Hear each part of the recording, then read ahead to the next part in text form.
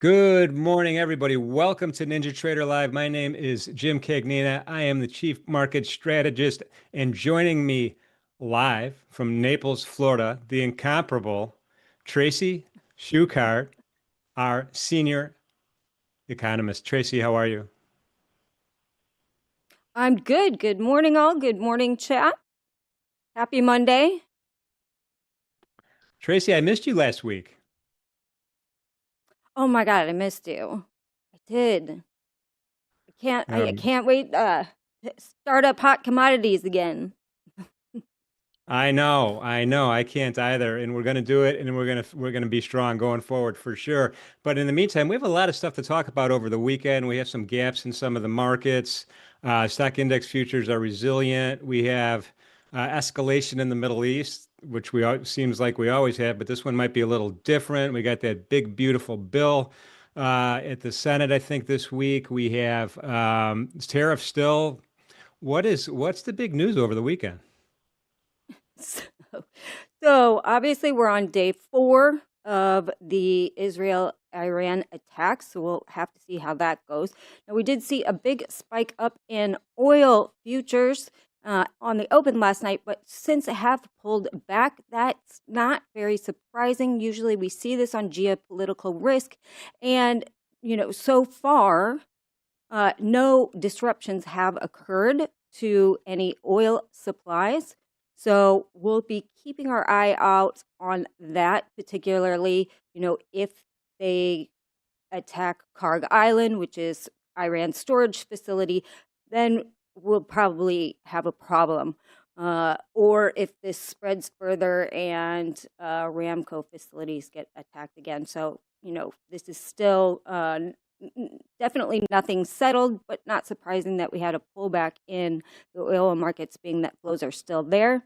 Now, we did have Israel shut down its largest natural gas field, Leviathan, out of precautions.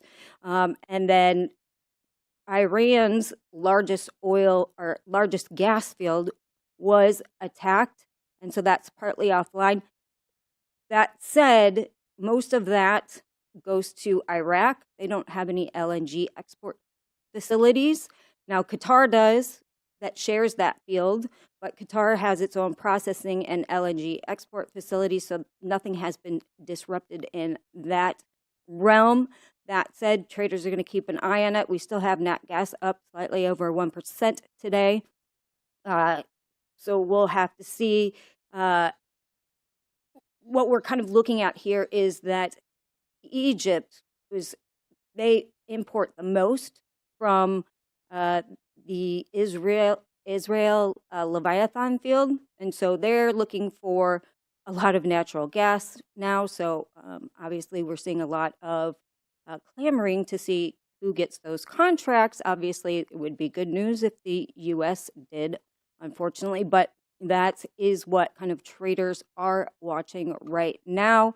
And word is that they're also looking for about 1 million barrels of fuel oil. So again, we'll see if U.S. gets any of that business.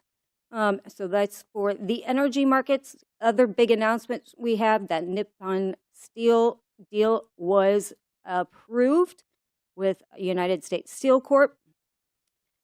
There was a so there was an article out. We were talking about the U.S.-China trade truce deal, where we heard Donald Trump saying it was a done deal, but the statement that China gave was vague at best.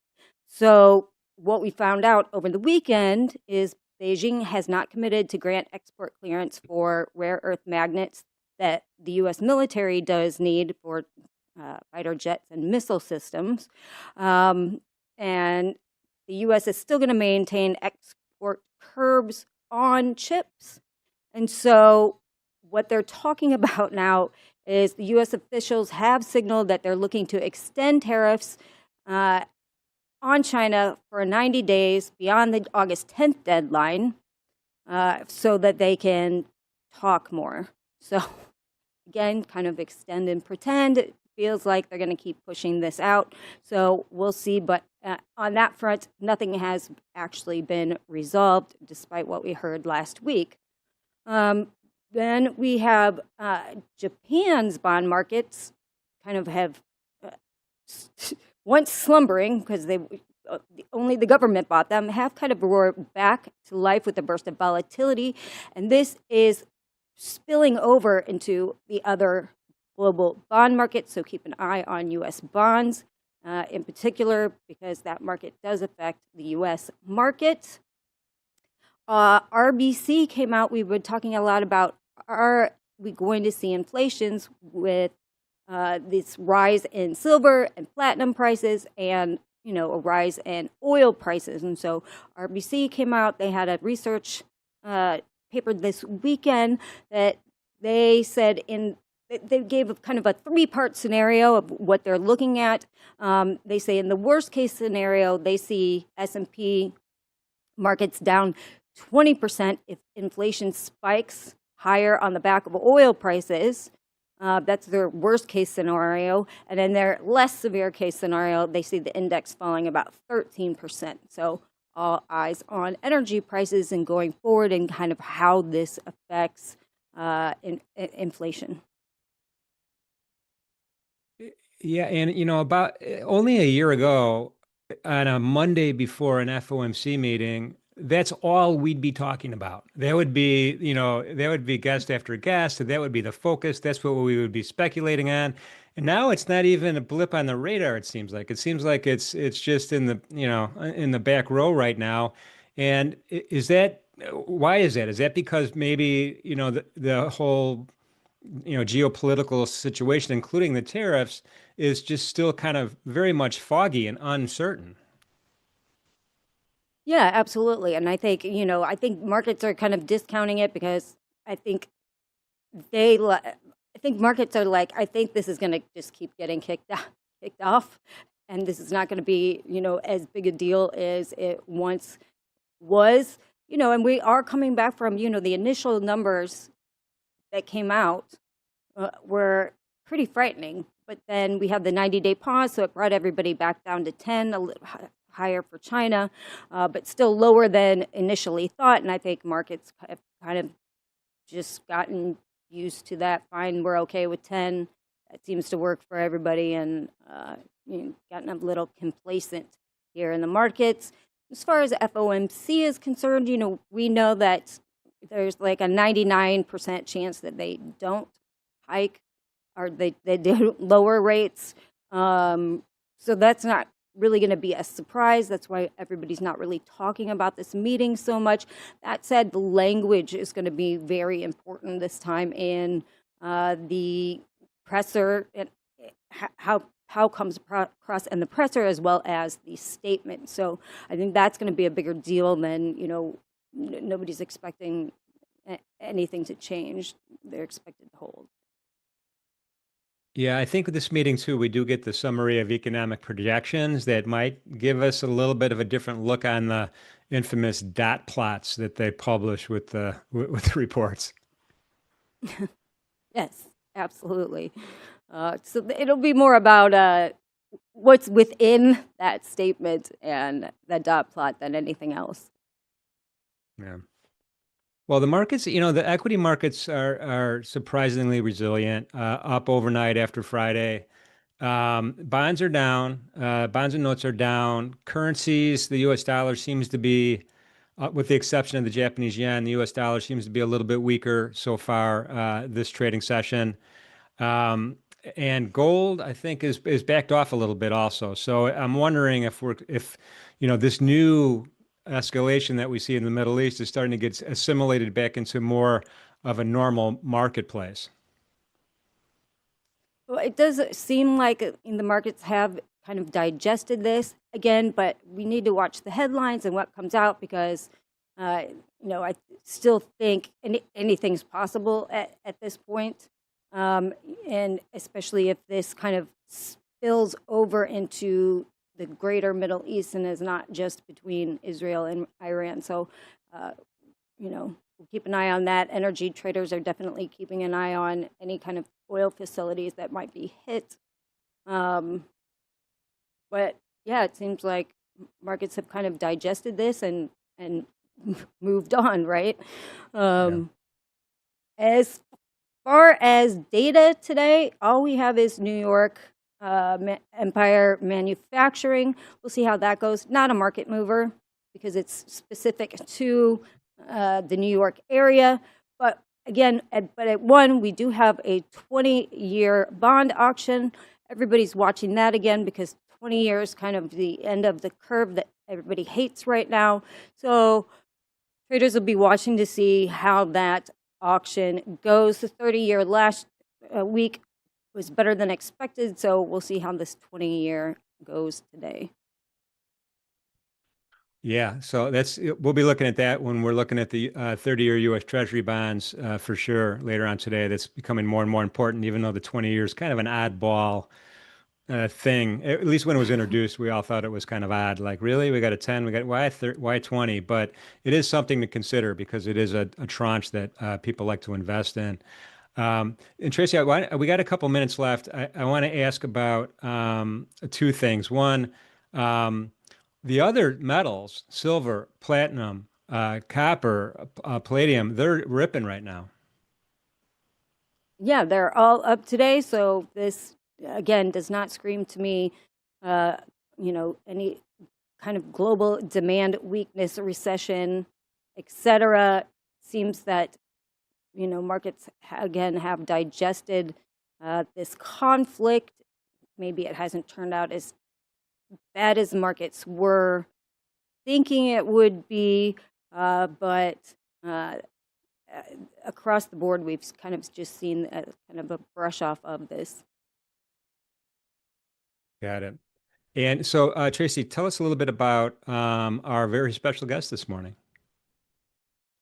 Right. So this morning we have Jeremy Schwartz from Wisdom Tree Funds. He is the Chief Investment Officer there.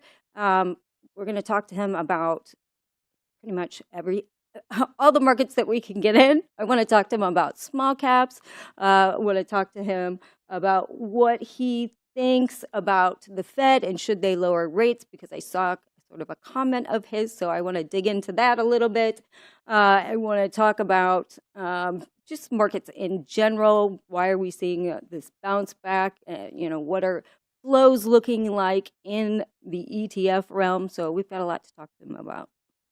Yeah, no, I'm excited. I just got to say hi to him a couple minutes ago in the green. We call it the green room. I guess it's not really a green room, but it's the green behind room. the scenes. I know. I feel left out. I know. But then again, you have the benefit of being in Naples, Florida, year around. So I'm a little jealous. Right. Except we're missing Delhi this week because he is in London at the Futures show. So we're crying today. Yeah. We miss him already. Well, good morning, chat. Good to see everybody here this morning. Larry, thank you for those kind words. I'm glad I'm ready to be back. We're going to have a great week this week. We're going to struggle through it without Delhi, but we'll be good. So I appreciate you being here and supporting us for sure. A little later on, of course, we're going to have Pharm, and we also have Tanya Trades this morning, as well as Stowe will be with us this morning, live trading. So Mondays are good, man. I love Mondays. I love being here, and we're going to move forward here. So, Tracy, any last second comments before we get to an edge report?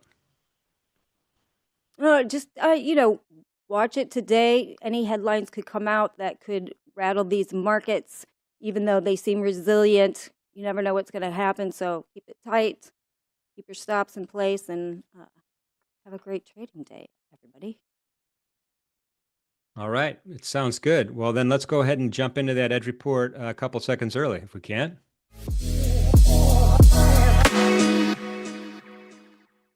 All right. So really important today is I know you guys talked about rollover last week a lot. I just wanted to point out here too, I have my June and September contracts both up on the screen right now. And it's not, the daily volume so far is about even, Steven. Yeah, we're leaning a little bit more to the June, but it's really, really close. and liquidity in these two will be really similar. So I'm going to be talking about the September contract. And if you look at the NASDAQ as well, NASDAQ is in the same boat. So I rolled everything over today. I'm not even looking at the June. You could look at the June if you like. What's going to happen as the day gets toward the end, the volume's all going to rotate into, not all, but most of the volume is going to rotate into the September contract, right? So we'll keep the September up. And when you look at a daily chart, it's going to look a little bit different between September and June, right? It's going to look a little bit different because it is different contracts, even though it has the same basis. Here's a daily chart on the E-mini S&P right now, and you could see it's like you'd be like, well, wait, we're not making new highs in the June. No, it's going to look different, but the structure of the candles are going to look the same. Today's a pretty strong green candle to the upside, erasing what happened Friday. Even though we had a nice buyer's wick Friday, actually, that pushed us back up to a support level, approximately 59.81. And we never really got into this longer term area of support at 59.32. Now, remember, I'm talking September numbers, so we'll get used to it in a couple days. So we're all good there. Stochastics are still overbought, just kind of tangled in love. I still have my 314.3 on the stochastics. All of the exponential moving averages that I track, the 8, the 21, the 50, they're all driving upward.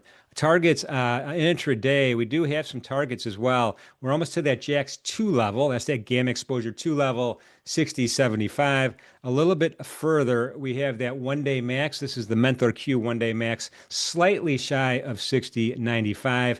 And after that, we have that pivot R2. It's 61.01. Above that, yeah, we have a little bit of activity here for the 0 DTE call resistance and gamma wall at 61.25. For the bears, now keep in mind, we've been trading above. This is an intraday 30-minute chart. We've been trading above that session VWAP the whole time. Really nice price separation there. So buyers are in control. But for the bears, we do have a JAX 3 level at 60.50. And then going down a little bit further here, we have a Mentor Q blind spot at 60.31, and then a JAX 4 at 60.25. High vol level at 60.20 as well. So there's some targets on the downside. Stochastics, I changed my stochastic levels to 8, 3, and 3 for my intraday, doing a little bit of experimentation here with that. One of the beauties of the NinjaTrader software is you could do that. So that's kind of the story there for the E-mini S&P. The one thing I didn't mention was the gap. There is about a 15 handle gap between the Globex high, the very last candle high, and then where we launched off from on Sunday. So there's different ways to read the gap, but that's how I'm looking at the gap so far. So we'll see. Sometimes gaps get filled, I hear. You never know. Gold, let's kind of transition over to gold really quickly here. Gold, I think, gold, again, it's kind of doing the opposite of what the stock index futures are doing right now. We had really a 3-day launch. We have a doji and then a launch, and then Friday we kind of had a nice move up, and then we're selling off a little bit here. We're not to the midpoint yet of the previous candle, or that piercing line in the previous candle. So we'll see if we have continuation selling or not. We do have some divergence though on that stochastics, because those stochastics are pointing straight up right now. So we'll see. Usually with divergence, I like to go the way of the oscillator. This is looking bullish as well here. I'm not ready to capitulate. One last thing here, I want to just put a rectangle here. Area resistance, which is now support, and I'll drag that through the middle, and you can see this is kind of where I'm thinking support is, approximately 34 plus 20. So 34.20, 34 even in that area right there for gold. Intraday, we do have some targets as well. We have, straighten this thing out. Sellers are in charge in gold right now. Really, point of control has finally established itself. It didn't establish. We haven't traded here where the point of control is since basically the Frankfurt, Germany open, and that's where we stuck. This is a really tight range. We're trading within the London initial balance right now, and so prices kind of stabilized right here on gold with the stochastics arcing down. We do have some targets for the bears here. 0 DTE put support at 34.20. And then we have that S1, which is really close to that one-day min, 34.10, previous session's lows. Next target down right around 33.99. For the bulls, we have some targets as well. We have that JAX 1 at 34.50. We have JAX 4 at 34.60.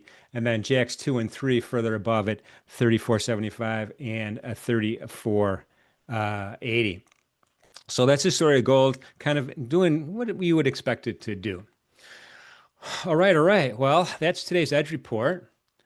Let's bring in our special guest right now. We have Jeremy Schwartz. Jeremy Schwartz is the Global Chief Investment Officer for Wisdom Tree Funds. Good morning, Jeremy. How are you? Jim, Tracy, great to be with you. It's great to have you, man. I'm glad. It's great meeting you. Let me ask you right off the bat, why are the stock index futures so resilient still?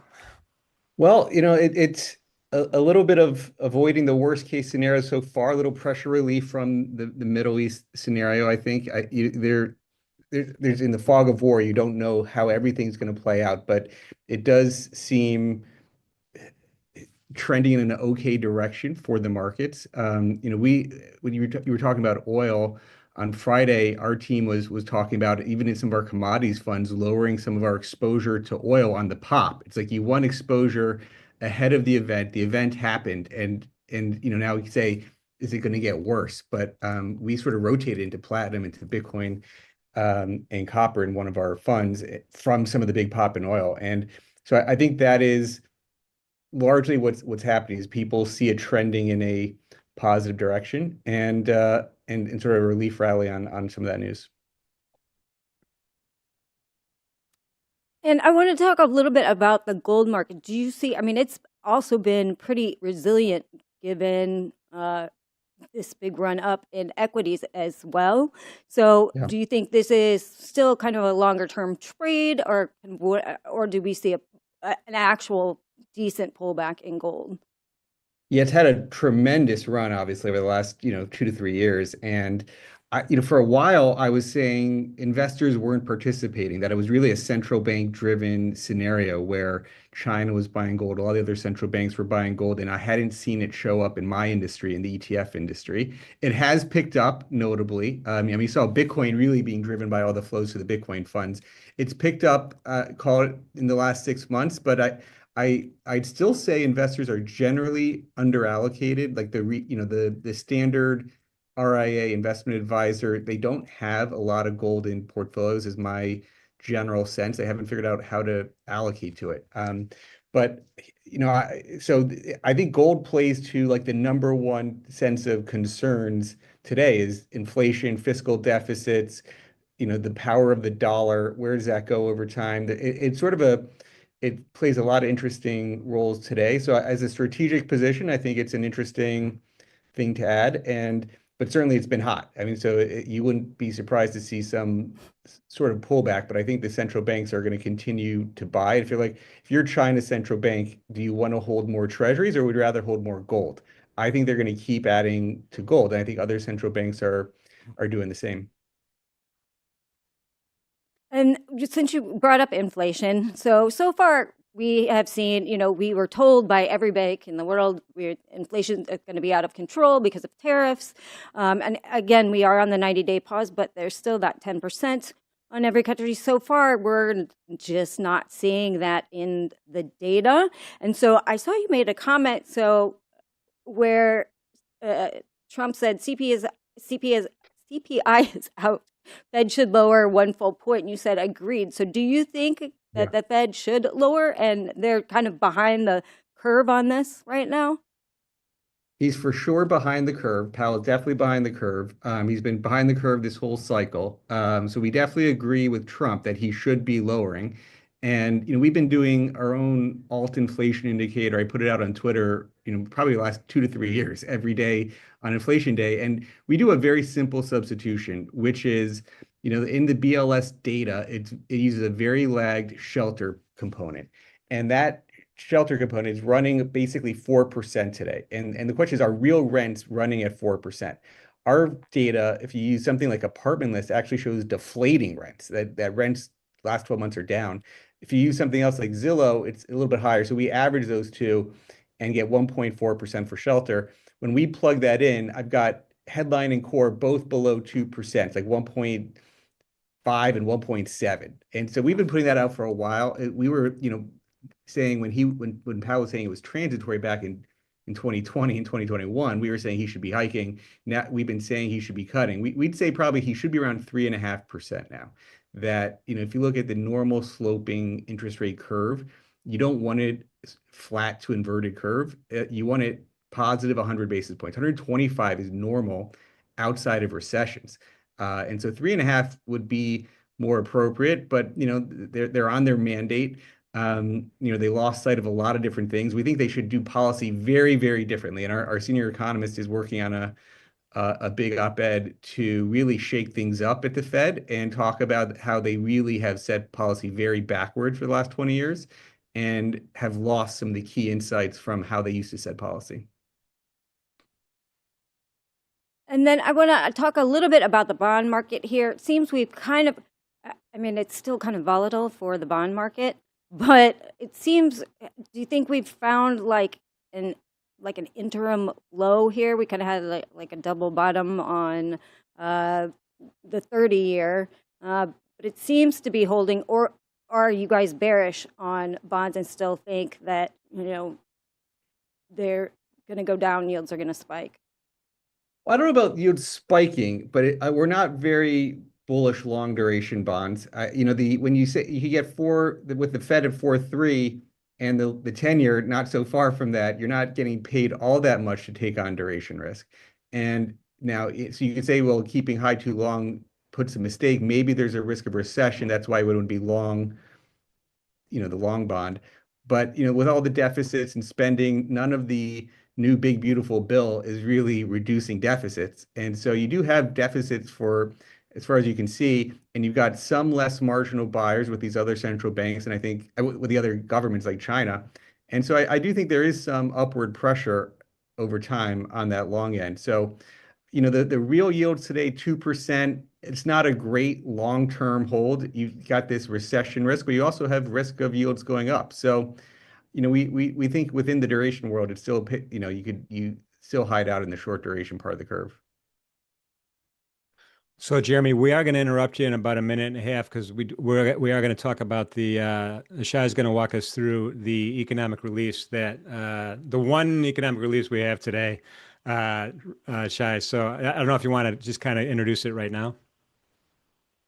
Yeah, all we have is New York Empire State Manufacturing, which covers that northeast area. So prior was -9.2. Survey is -6.3. So I guess if it's a negative number, but higher than that, it's better. It's going to be better. But we'll see what's going on in manufacturing in the Northeast. Yeah, the trend has been a little jumpy on this report. I know it's not a major market mover, but you'll go 3 out of 4 reports positive, 3 out of 4 reports negative. I think we're leaning toward the negative prints lately.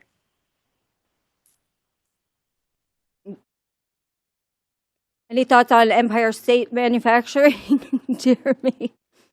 No, I don't have a indicator for that, unfortunately. Well, we'll find out what it is. I love these reports because I know it might not be a major report, but they have a whole bunch of categories that they track, right? They track the general manufacturing level. They track prices paid as well as prices received. And when you look at prices paid, then you could compare it to the other regional reports, and you could also compare it to, ISM and stuff like that. So I know it's not a market mover, but it gives us a good baseline, I think. Yeah, I think people are looking to see if tariffs are starting to hit the market or not, since they haven't been so far. What tariffs? There's tariffs? So there's, kick the can tariffs. I don't know. That pause. Still waiting for this data, but Jeremy, what are your thoughts on the tariffs? So do you think we extend the 90 days? Do you think the market's okay with it? We kind of digested it, and we're not gonna see inflation kick higher. Well, they've gotten comfortable with this 10-30 framework where you have 10% baseline and 30% on China. So the question, does it get better or worse from that 1030 baseline? And I think there's a real chance that it does get better. And I think the market's betting on it getting better, that, we're going to we're still waiting for the next wave of trade deals. You hear there's 3 in waiting from Hassett, and you haven't seen, the progress. I thought Japan might be the first. We shall see. But, I think if you actually get to a place of better than 30% China, you're in a really good situation. So it came in at minus 16. So not so good. Yeah, I don't know that we had a big reaction in the market, though. To your point, Tracy, it's not a big market mover. So no. So just let me ask you also, while we're on this, you mentioned recession fears possibly. If the Fed has all its satellite offices coming up with reports, the New York Fed does their GDP Now version of the Atlanta Fed's GDP Now, and there's other data that they put out. That data recently seems pretty strong, with no hint of recession coming up. How accurate are these, and what are you guys forecasting going forward?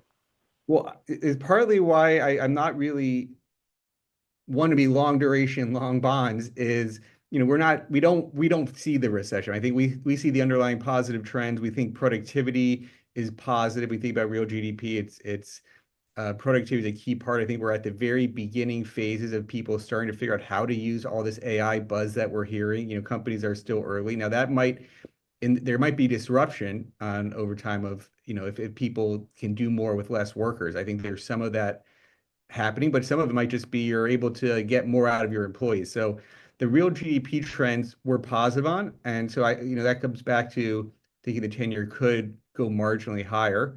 And so we're not forecasting the recession, but the more that the tariffs create uncertainty, that is, negative. So that we do have these extends and get it towards a more workable solution for everybody, the more positive you can be. And do you guys have a forecast for where Fed funds will be by the end of the year? It's different. Well, where there's a should and will. So the should, it should be, as I said, 3.5. But we do think that there's a good chance that they do start cutting and get close to that. So maybe by 3.5 by the end of the year. So you're looking for like a September cut, Yeah. the first cut, or do you think sooner? Yeah, September. That makes absolute sense.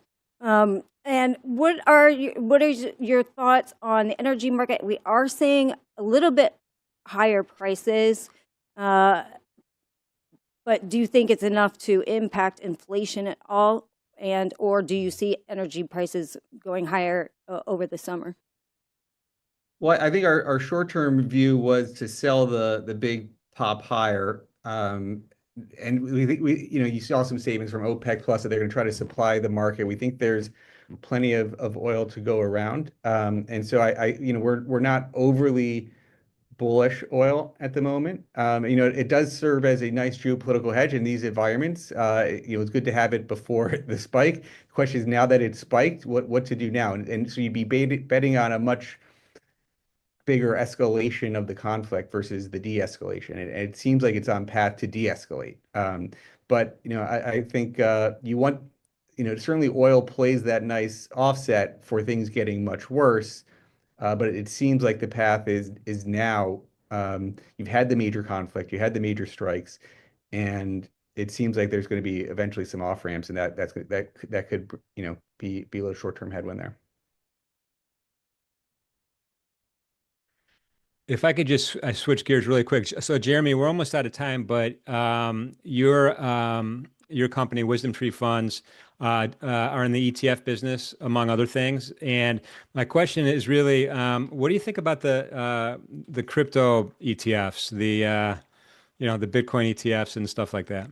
Yeah, so Wisdom Tree, we have both, use cases of the blockchain ourselves. So we launched an app called Wisdom Tree Prime that's trying to help bring payments and investing closer together so you could spend off a money market fund. I mean, that's a real interesting use of the blockchain technology. When you saw on Friday, Amazon and Walmart, I think, were the two companies talking about using a stable coin to sort of do payments, and MasterCard, Visa came under a lot of pressure. The payment trails have been very slow. I think that's partly what's driven Bitcoin higher. Not the only thing, but stable coins have some real use cases. It's been a shame that Europe out innovated us. So we launched crypto in Europe, I think in 2018. I mean, so we have a whole suite and much bigger adoption in our European family than the US family. I think it'll be interesting. Is Bitcoin to crypto like gold is to commodities? Like you see a lot of interest in gold, and in the ETF world, there's like 10 times more money in gold than there is broad commodities. And will that be the same for Bitcoin versus a broad basket? We've tried to do some broad baskets to own the crypto market in Europe. We worked with CoinDesk 20 to launch their basket recently, and so it'll be interesting. I mean, I think Bitcoin has its special use, look sort of like gold in many ways, but you could actually now do digital gold. So we don't love the term digital gold, but it's we do believe in it. We are using the technology, and it's nice to see the U.S. bringing regulation up to speed to keep up. Very awesome. Jeremy, it's a pleasure meeting you. Looking forward to talking to you again. I appreciate you being on with us this morning. Anytime. Thanks for having me, Tracy. Jim. Thank you. All right, all right. It is time, Tracy, for Tape Talk with Pharm, and I will talk to you a little bit later. All right. All right. See you. Pharm, how you doing, man? Morning, Jimmy Kaggs. How we doing? Pretty good. Pretty good. It's been a rainy week here on the island, on the East Coast. Hopefully your weather's a little better. What's rain? I'm in Arizona. I've never heard of it. Is that once every 6 years where water like falls from the sky for like 6 minutes? Yeah, Is that what that's right. is? Yeah, you get that. You have the dry heat. It's dry heat. I Right. don't know. We'll say that. Anyway, so interesting overnight. Now it's like the rollover is like 50-50 in the volume right now. I expect is going to be closer to 80-20 by the bell today on the September contract. Are you looking at the set? Yeah, I pulled up September for today, since you'll be on September. I've got them kind of both up in the background. I like to keep an eye on both, for the first day or two, just to see how they behave, especially around high time frame levels. Haven't decided what I'll trade today. It does look like Q's September has overtaken, at least, for this session. ES is closed. So it's also a little bit of a shortened or compressed roll this week as a Thursday, right? So, maybe it makes for a little bit more awkward trading today and tomorrow anyways. We'll see. Yeah, I know. For me, it's like I've kind of given up figuring. I just look for the volume, and it was so close this morning. And then, like you said, the Qs are already in September, so I just rolled everything and started looking for opportunities that way. I think it's for me, it's easier. But how about this kind of bounce from Friday to today? It's been pretty impressive. Yeah. I mean, I think there's a couple of things that you need to look at about Friday. The first thing was that overnight low into Friday, which if you're on M was 59.27 to 59.32, which was a breakout singles from the prior week, critical spot. So that's around 59.80 then on September. So, from an overnight perspective, that was a huge low. And then if you look at cash hours and, it's not really a trick, I guess, but one thing that I do is that I especially as we come in to contract roll, I'm keeping an eye on SPX as well. And so if you remember last week, we were talking about, and really the week before, on M 59.87 half as being that prior 3-week balance high and that breakout level. And then obviously on Friday, we traded well below that. Low of day was 65.25 on M. And then we closed below there. So, kind of looked bad, right? But if you look over at SPX, that 59.87 half ES on M corresponded to originally 59.69 SPX, but because of decay, right, ES traded below 59.87 half, but SPX actually closed above its 3-week breakout. So sometimes it's important to look at both, in my opinion, especially as we get late in the contract and a lot of that decay has come out of the ES contract. So I mean, it's one of those situations where if you look at SPX on the daily, you're like, oh, it's just a back test, right? And then you look at futures and you're like, well, okay, yeah, that makes a lot of sense. Yeah. But if you're looking at ES, you're like, well, that's kind of looks bad. But that I think is a part of it. And then of course you have, some premium coming off that like nukes didn't fly over the weekend. And then of course you have a lot of business being conducted, which is forced business. They have to roll. And so, we'll see, right? It's an overnight session. We haven't traded a single minute of cash. Looks amazing. It's a very strong session for sure. But we'll have to see, what cash participants think. And, big for me today is just, Friday's range, right? I mean, if we break and sustain above Friday's high, I mean, hard to be bearish that, right? Yeah. And if we can't, if we ended up trading back down and cracking through this overnight profile, then, all of a sudden you feel slightly less bullish. So. Yeah, you got that little gap also kind of beckoning right now, but a lot of the price pressure is going to be just pure rollover. I mean, there's big institutions and entities that are simply just rolling over, and I know a lot of it's already started. The pace of the roll is pretty far along, but there's still going to be, a good chunk of that just pure rolling. It doesn't matter that much on price for some of these big guys because they need to roll. Yeah, do what they got to do first, and then do what they want to do next, right? So, get roll out of the way, and then we'll kind of see really how participants want to be positioned after that. And so, I do think a little bit of patience is required. And I do like to give it a day or two into a roll. I feel like each contract has its own personality. Yeah. And you want to take it out on a few dates first before you really get too heavily involved, anyways. So. Yeah, no, I know that back in the day when I had a new customer, I used to be a commodity broker for, 20 years, online, everything was electronic, but, you talk to customers all day long. That's what your job was. And explaining the price difference between the June and the SEP today, it's like, wait a second, you've got, a 52 handle price difference. How could that be? And then you'd have to talk about, like you use the word decay. And this contract's eventually going to expire completely, and it's off the board. And when you get to that point, the prices are, in theory anyway, supposed to converge.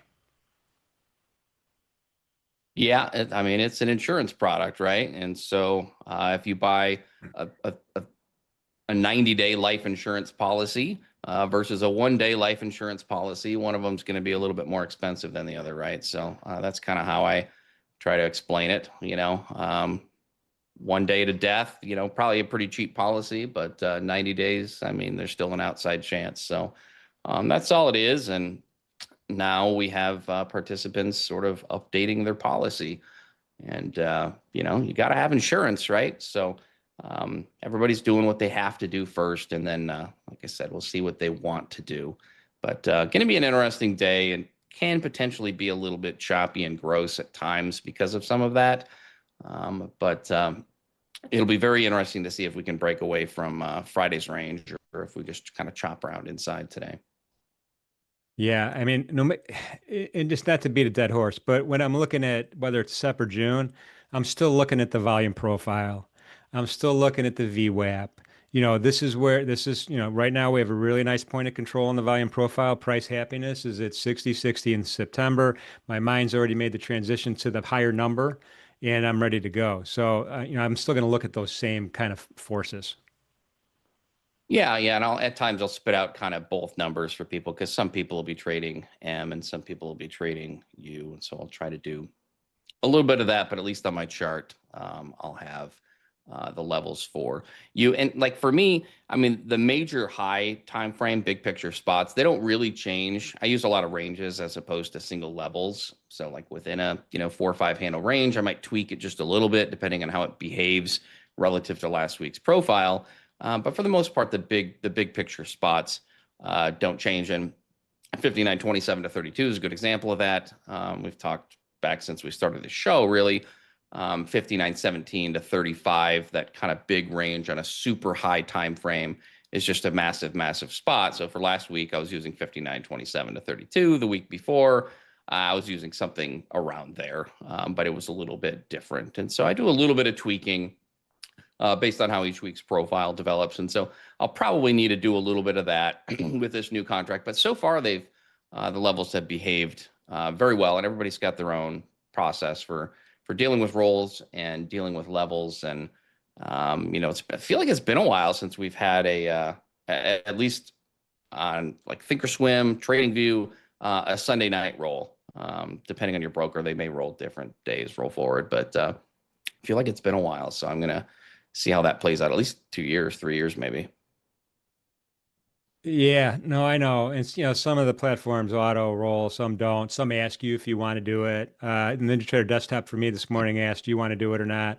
And I kind of I went through them all one at a time. So I made my choice. I did my homework. I checked the volume. I made my choice and went with it. Yeah, it was pretty close. I figured by the end of today, certainly by tomorrow, September should be quite dominant. So that's where I am at for today. It looks like you've got my charts up anyway. So, the one thing I'll point out is that, like, again, this is a good example of how levels, don't really change. And even with roll, they just kind of work. And so we gapped into, again, on September, this 599 to 6003 range. And if you remember from last week trading M, I mean, that's where all the daily lows were. Monday, Tuesday, Wednesday, Thursday, daily lows were basically right there, right? And then we gapped down on Thursday night into Friday, kind of a nasty session. And then ultimately reclaimed it. So, that's that same spot, still acting super key, even after a 52 handle premium. And that's just kind of what you're going to see with decent levels. Once you get that roll, it's still going to act the same.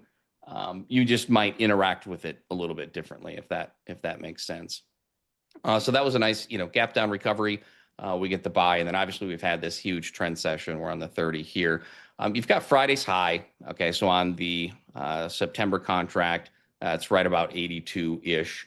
And on M was, let's see, that was 29 3/4, I believe. And so break and sustain above there, I mean, it's hard to be bearish that, right? And I think you do come up into this kind of 6105. I'm using 6105 to 6113 spot. So, call it 82 to 88 on September. If we can break and sustain above there, I think we're very likely coming up to 6105-ish, if not up into that 6113. If we cannot, this sort of 62 to 66 spot again. So if you're looking at M, that is where we put last week's cash hours high, was 65. And so still acting, a bit relevant here. And then on U. And now, then if you back out 52 from 65, you basically get to last week's cash open on M, which was 12 3/4. And so that was a big spot all last week as well.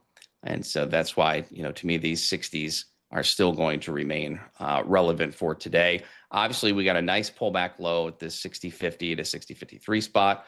If you subtract 52.5, what do you get? Well, you get that 6,000 spot on ESM, which is down here on U, right? So the levels are working. They're acting as they are supposed to.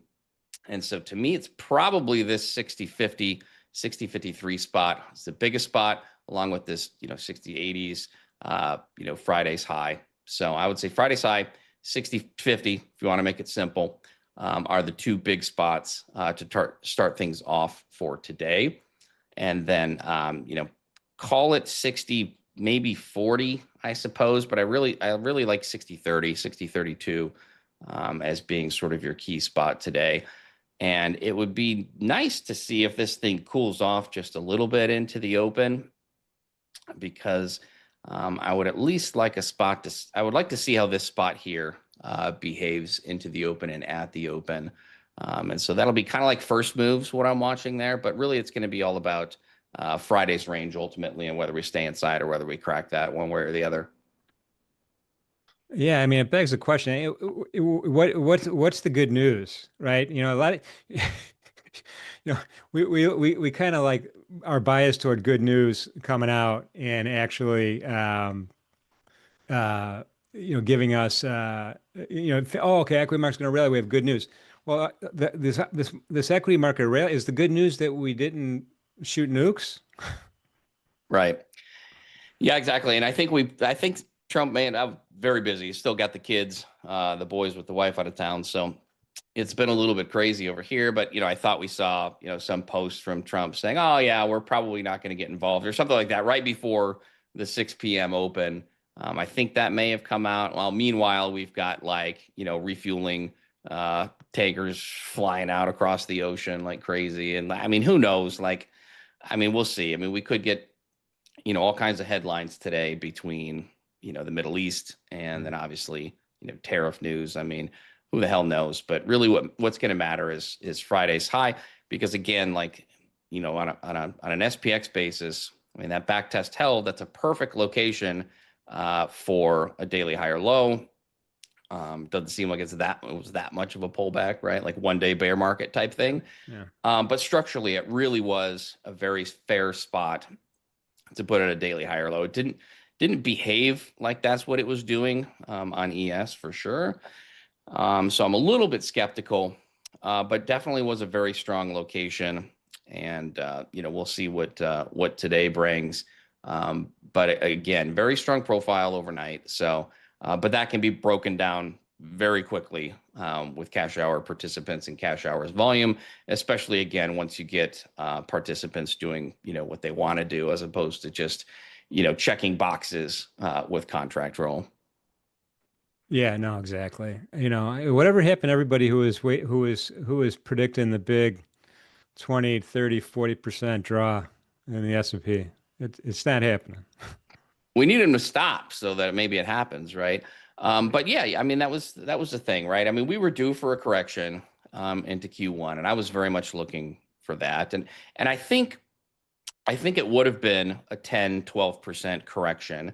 But then in the middle of a correction, to me, this is how it always works and how a correction turns into something nastier. I mean, you have to look at the data and the news cycle as it comes in during the process of that correction, right? And that's why, usually a correction is just, around 10% ish.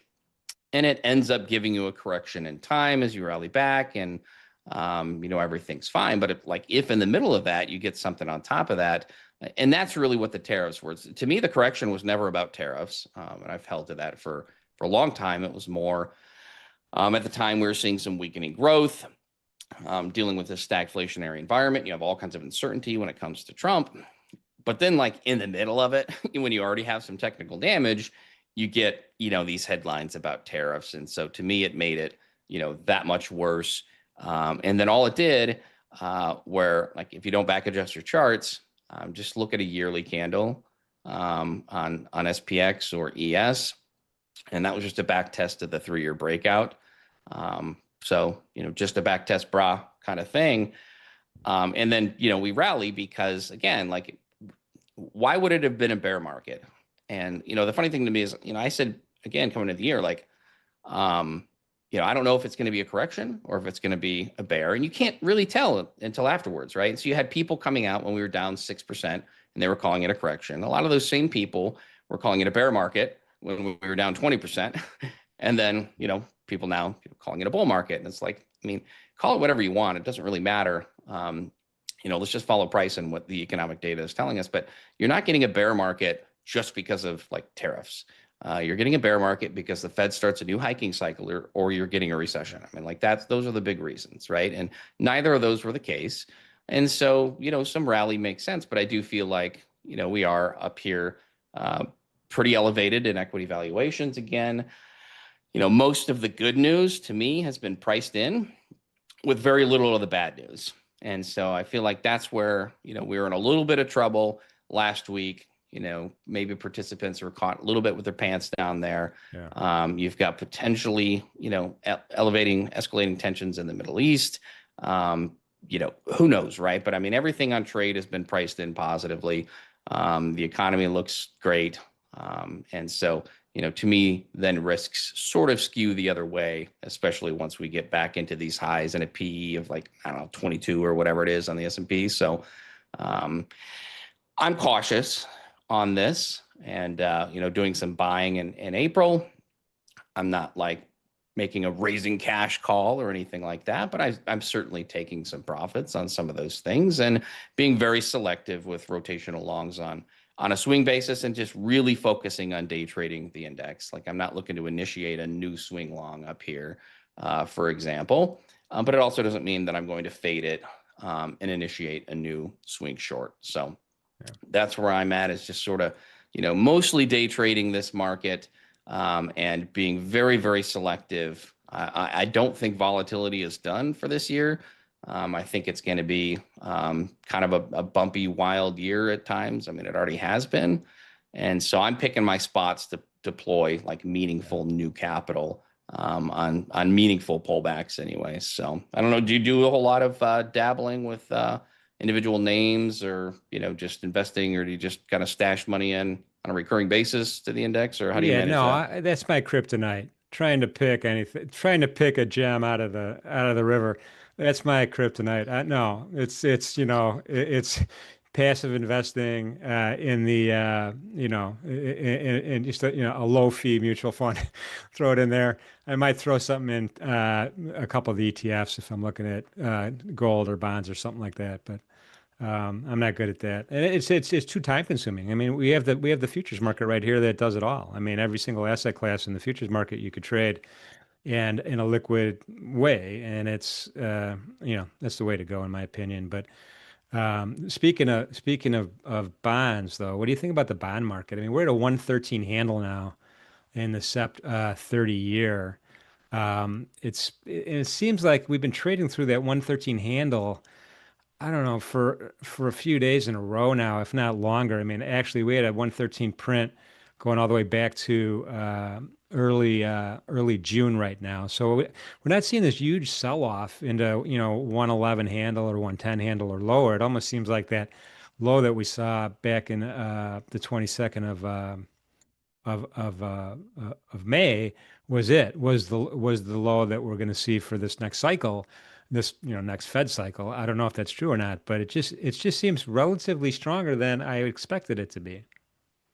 Yeah, it really has just been choppy and rangy, and at times it hasn't sold off as much as you might think it has. But the problem is it just doesn't really have a whole lot of reason to catch a bid. It feels like there needs to be real risks of like recession for that thing to get off its butt right now. But I'm definitely interested to see how how the bonds behave with escalating tensions in the Middle East, right? Because it was interesting, initially, I feel bad for bond longs here, but like, you initially have the move up in crude, right? And then sort of the initial knee jerk is, oh, okay, well, let's buy bonds on global tensions. And of course that got, stomped back in, because it's like, you really want to own bonds if you're thinking energy costs are going to go through the roof.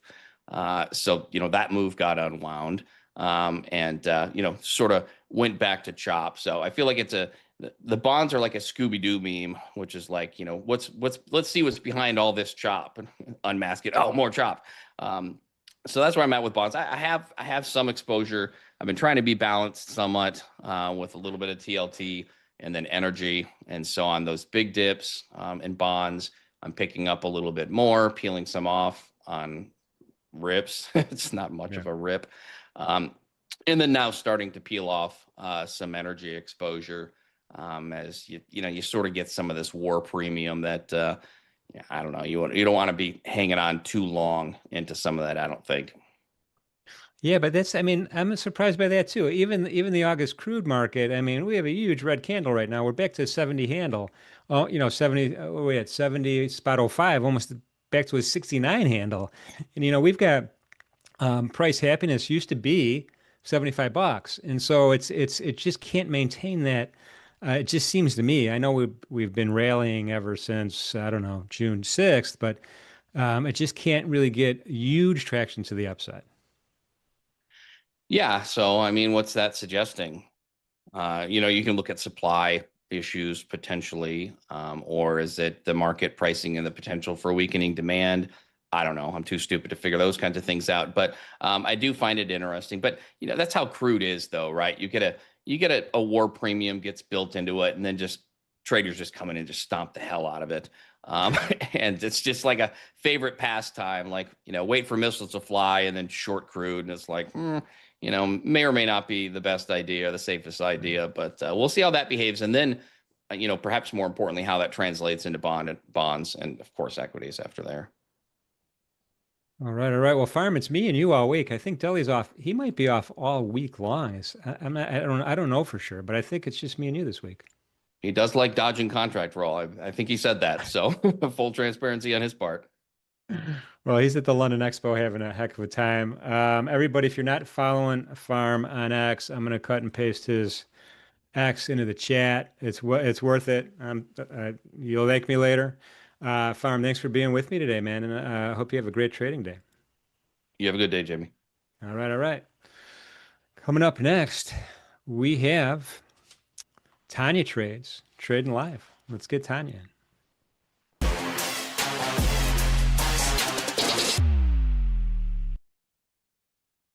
Hey, good morning. Good morning, Jim. How are you?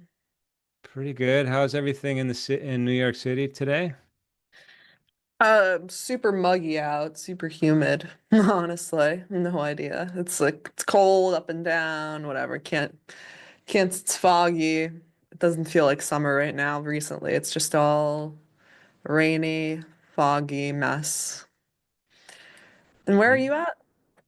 So I'm on Johns Island, which is an island right off of Charleston, South Carolina, and we've had Mm. um, a lot of rain last week, this weekend, and I thought you almost said froggy because it is froggy. When it rains down here, the frogs come out, and there's a billion of them, and it's so loud.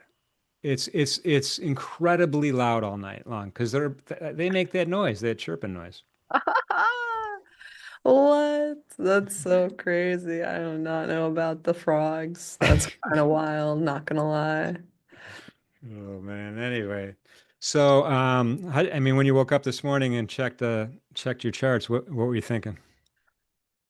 Uh, Not so like just kind of like, oh man, all right, we're back in the range. Essentially, we're up like 1 point something percent today, and I'm just gonna have to play the ranges again.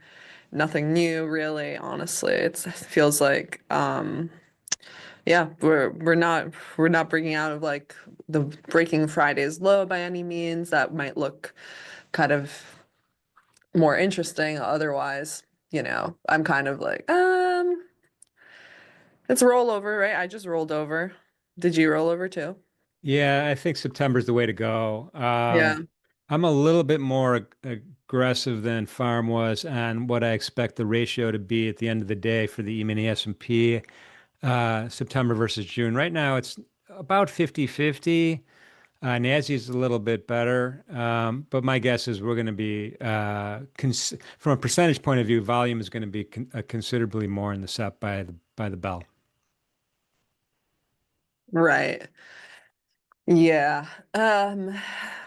With all the like rebalancing that's gonna be going on, I'm I mean, I don't have really high expectations. I think I'm just gonna have to trade the range today, inside and out. So like on the daily, Friday looks kind of more interesting, especially in the morning. I was able to get a short in, and then I think some people caught more shorts later on near the end of the day.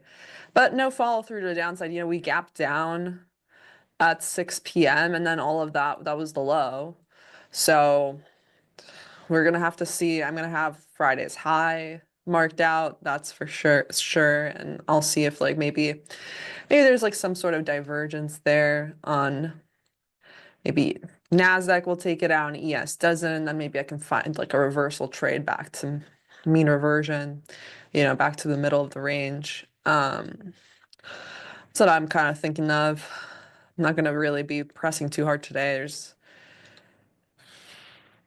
Yeah, it'll be an interesting open. I mean, I've been watching opens for like a long time. I won't tell you how many years exactly, but it's been many, many years.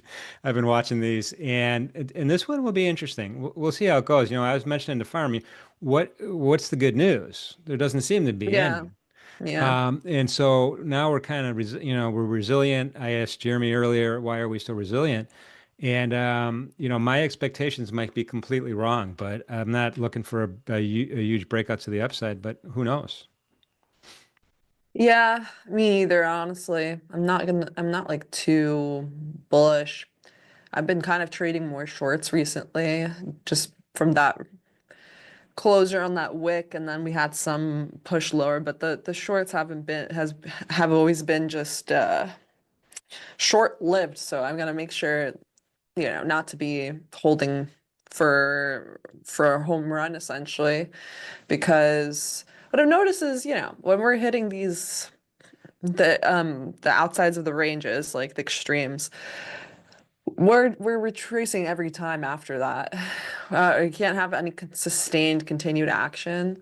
So, it's best to just take a reversal inside the range and then at the extreme of the range, and then just kind of get out at my first target or something like that, because I've just seen almost no follow through to the upside. Every time it hits a new high or low, it will come back, take me out break even on the rest of my runners.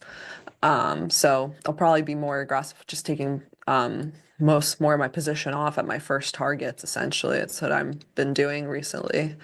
Because it's just not been worth it to hold. The market's not been rewarding any sort of sustained move. So I'll see here if the hourly on the 4 hour, maybe, yeah, maybe we'll sweep one high on ES and not an NQ, something like that. And then I'll then maybe back to like a London, this like little intro low. Yeah. I like that. But other than that, I'm not really, I don't really love it. I mean, I like that low that we put in overnight. I doubt that we get too close near it. So we'll see how we kind of open. Like you said, what do you watch for when you're watching that open? You said you, Well, yeah, I mean, the breath is going to be the big thing, right? I mean, because we don't have any economic releases that are really scheduled, right? We already had the Empire State. That's not a big deal. That's in our rearview mirror anyway.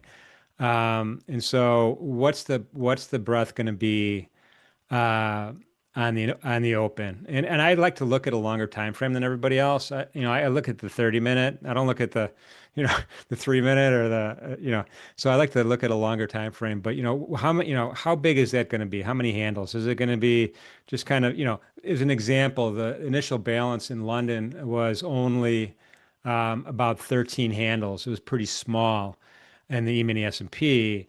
And are we going to have something comparable to that, or are we going to have a really, really big, 50 handle or more the first 30 minutes? That's kind of going to be the most important thing, because that tells me that there's more uncertainty than I think if it's really big. And so I want to brace myself for possibilities for huge retracements and then huge rallies and then huge retracements throughout the day. yeah, I think that makes sense. So if kind of if we open up and we just zigzag in a small range, and that's pretty indicative that there's not going to be much happening. So yeah, I'll be watching out that and like where we are in relative to the 9:30 open, the 8:30 open. Um, I think on Friday, what was interesting was NASDAQ and ES took out the pre-market high, but YM was like the weakest one, and it was almost all the way back down to these lows at the time. Yeah. And then that helped me look at that divergence to take a little scalp short to take out this liquidity here on NASDAQ. And I was quite happy with getting out at that low, just the pre-market low, and that ended up being the low of the AM session. You can see that we stretched out back up to the upside after that. So I'm gonna kind of, watch maybe YM a little bit more closely as well. Um, to see if it gives any more clues, essentially, um, Yeah. from ES. Yeah, so interestingly enough, YM, and I'll just track the September contracts, it's up about 0.6%, which is actually the weakest of the stock Yeah. index futures. Russell's ripping at 1.1%. Oh, wow.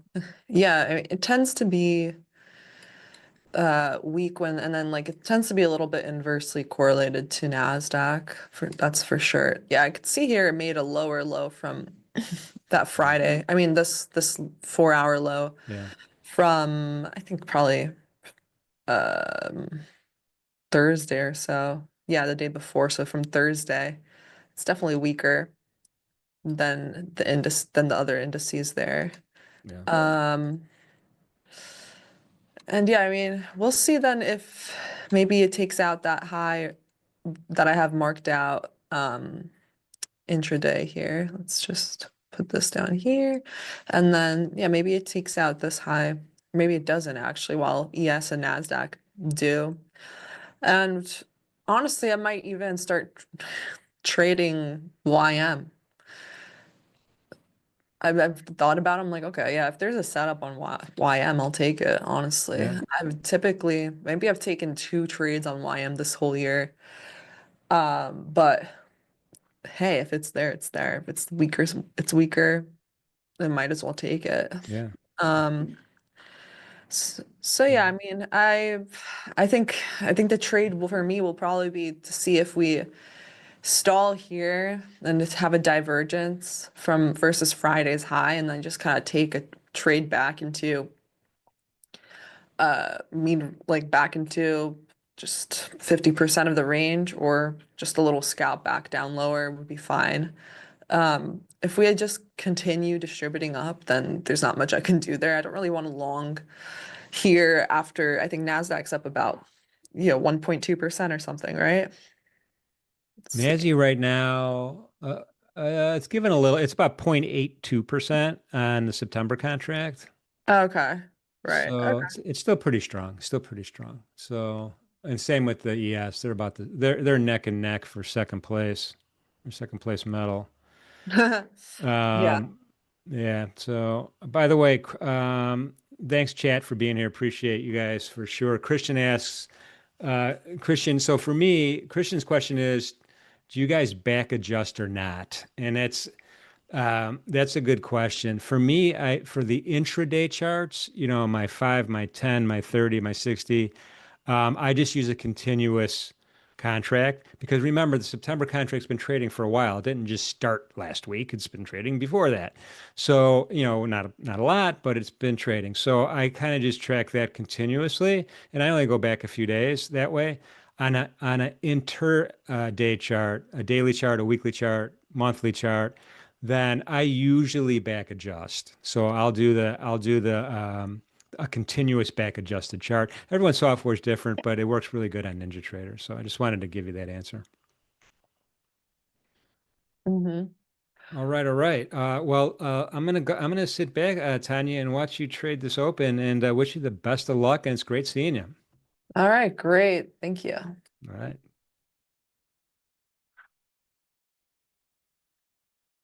All right, you guys. It's just me and you now. What are you guys bearish, bullish, and neutral? Is there a chat? Is there a poll up today? Let's see. Let us see. 15 about yeah, 15 minutes until the open.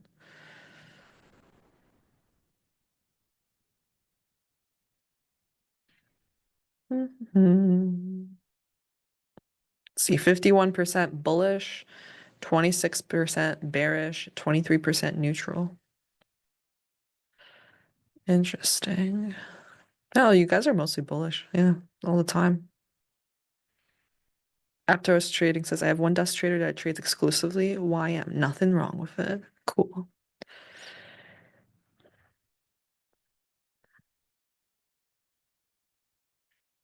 Honestly, I can't believe the frog story. Well, New York has rats. I guess South Carolina has frogs. It's been really rainy. I mean, it was super rainy in Pennsylvania too, which was where the US Open was for the golf. Who watched the US Open golf yesterday? Kind of crazy. It was anyone's game until the end of it, really. The last couple holes. It was raining. It was delayed by like an hour and a half. So then they were showing like the 2008 Tiger Woods Open. Pretty good.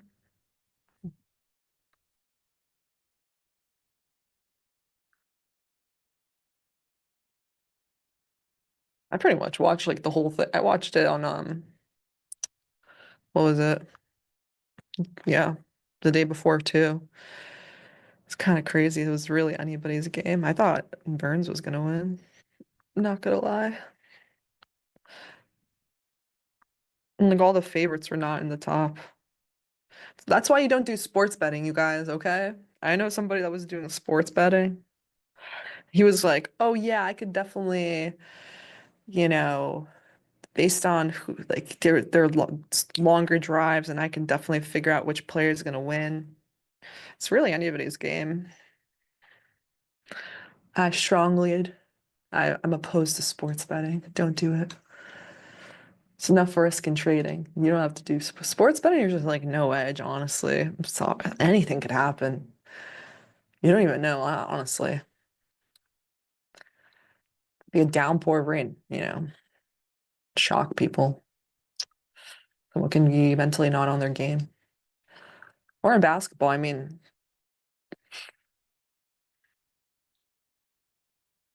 if you ever watch that documentary Operation Flagrant Foul, there's literally a ref that like went to prison for rigging things. So, why would you want to bet on that? You don't know if the refs are against your team. Yeah, I'm Matt Winch says that the course made those golfers look like amateurs. Hey, pros, they're just like us. I actually played some screen golf and I played 9 holes of screen golf this weekend because it was raining and I bunkered every single hole except for the last one. Every single one of them. So my goal was just not to to get one without getting myself in the bunker. And I did. How's my golf game? Is it getting better? It's in the valley right now. Hopefully it'll get better. It was so bad. Uh, I feel like it's like I just got a lesson, so there's it's worse before it gets better for a bit. I have to practice more.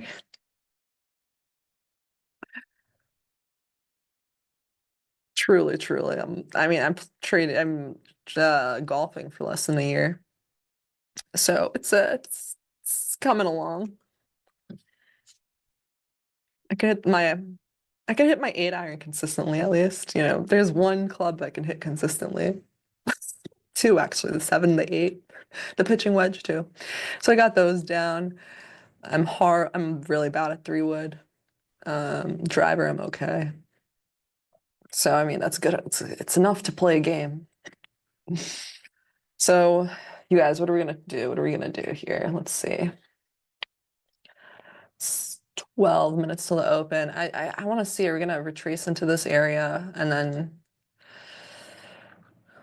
pop up from there? It looks like ES actually is retraced right now, but into that.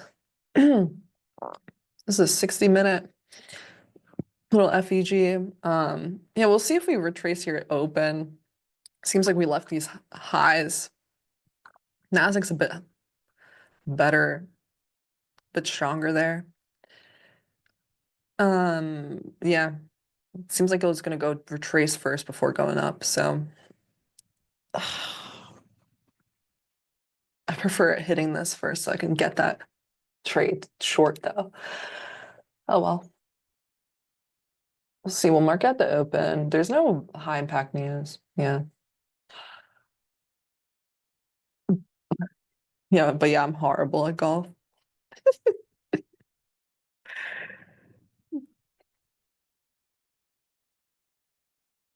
I'm working toward it though, but it's a lot like trading, yeah.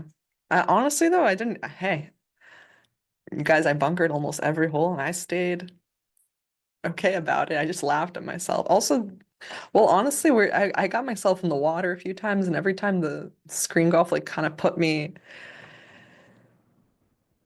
gave me relief from that. It was right at the edge of the water, and it was on a horrible like uphill lie, and I just kept getting it back into the water like 5 times.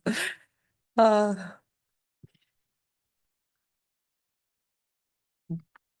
but I'm gonna go on a real course. Let's see, in a week. Yeah.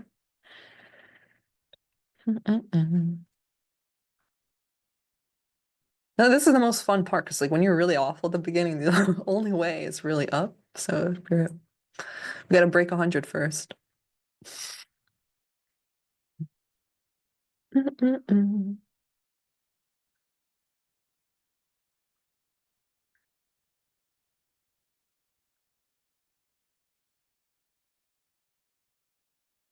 Let's see here. We'll see what. Honestly, we'll see if the open is fast. I'll be happy if it is fast. Truly.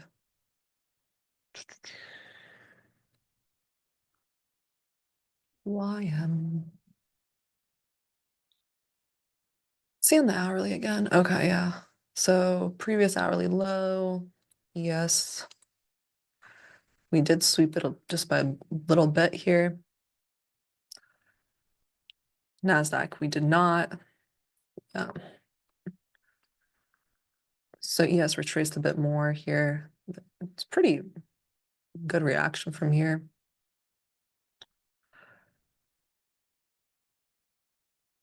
See what the open entails. I really do prefer like more. How much are we up today? And okay, we're up about 300 points since that open. Sunday open low. Sunday's low. Okay. Yeah, I'd rather try a short because we're at the top of the range, really. Just see if that gives it to me.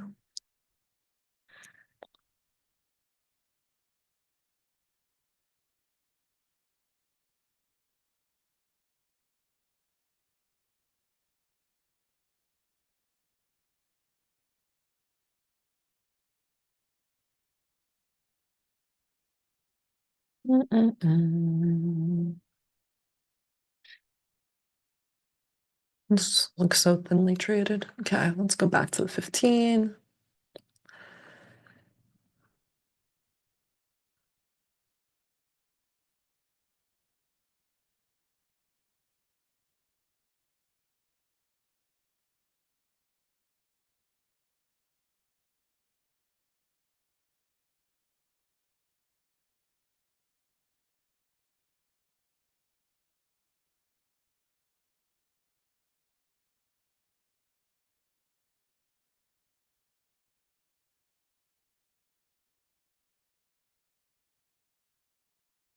Yeah, I rolled myself over to September. NASDAQ has a bit more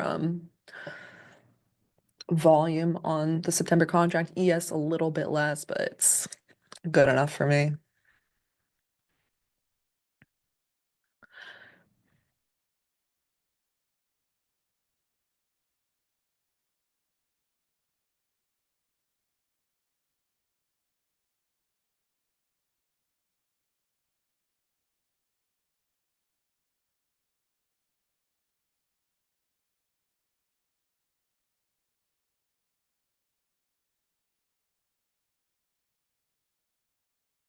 Ikigai Trade says apparently betting on Scotty Scheffler has a 65% ROI. Well, it did not work on this weekend. He was missing those short putts. I was like, no. Matt Winch asked which course I played a few of those city courses. Clearview.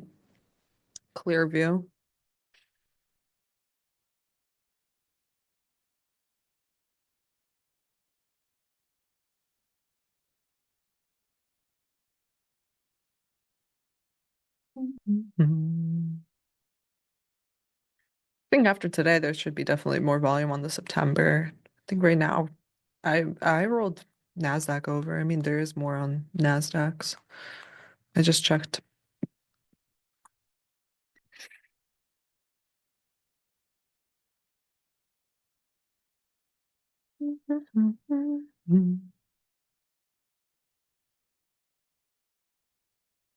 I don't really love trading rollover, not gonna lie.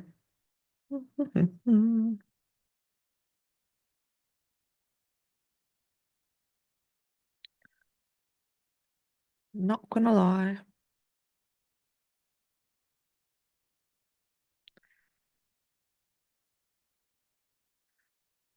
Yeah, I see right here, 58,000 in the June contract for NASDAQ, 65,000 for September. And then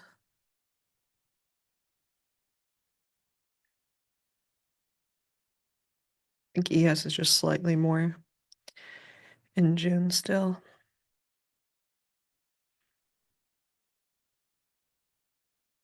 Yeah, ES is like 291,000 in June and 274,000 in September. That's since I rolled NASDAQ, I'm gonna, that's good enough. It's close enough for ES, for me at least.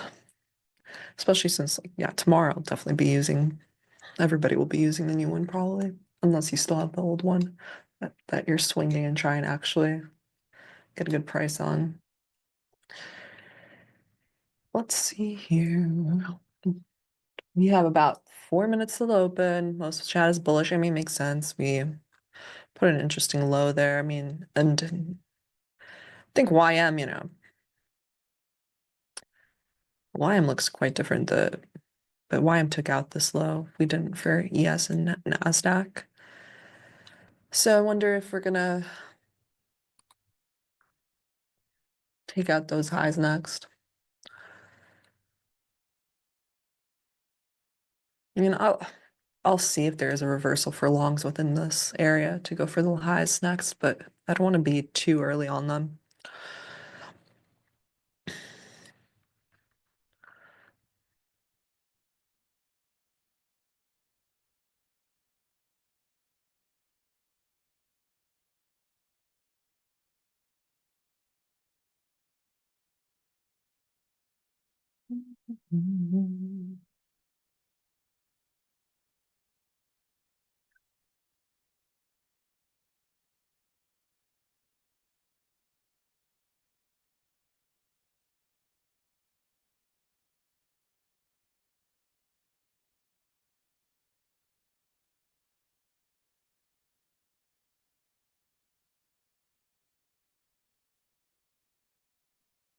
Yeah, looks like ES swept last hourly low. It's like hasn't had such a strong reaction to the upside though since then. It's just kind of just chilling at the top of this little 1 hour fair value gap. Can totally retrace deeper. So we'll see.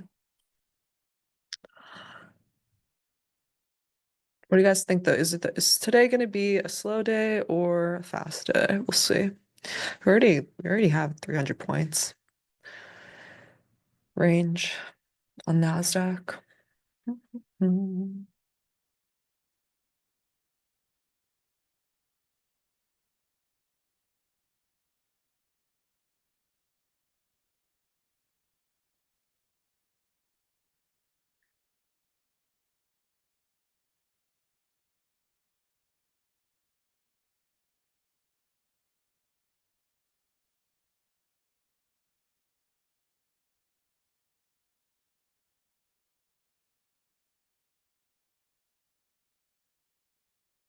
You guys like my hat at least? There's pizza on it.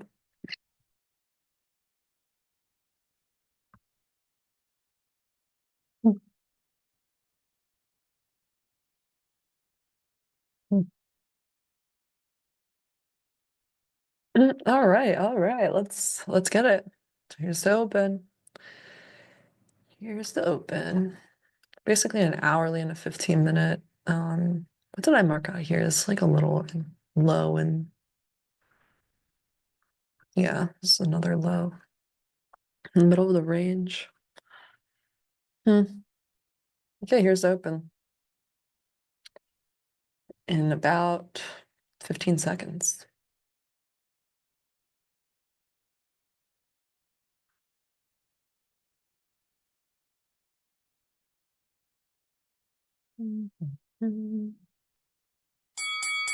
Here we are.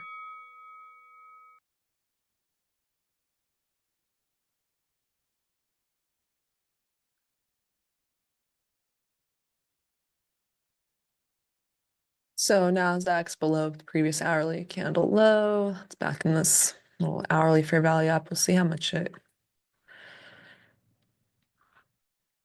reacts on this one. Ooh, it's quite a nice reaction there.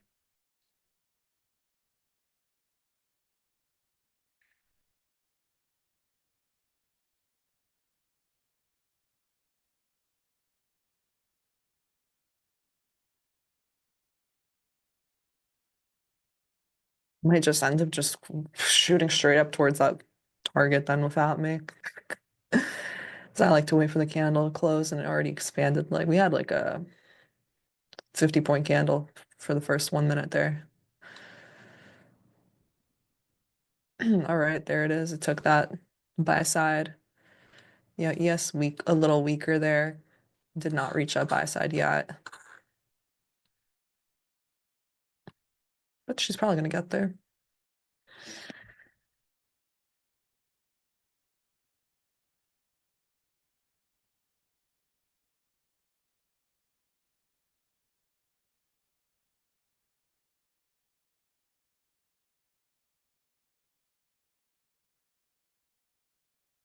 Yeah, that was wild. That was all in like one candle this hourly so far. 2 candles. Pretty much. Like that whole range. 70 points.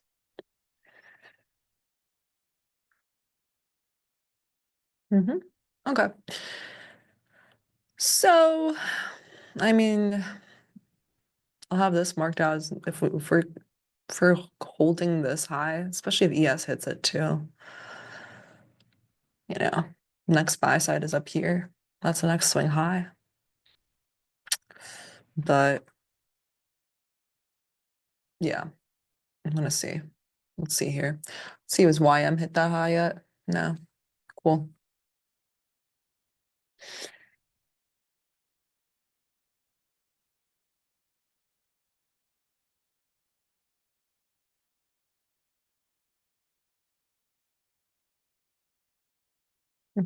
Yeah, the only way for me to have taken that is if I literally went on the 15-second, which I maybe should have.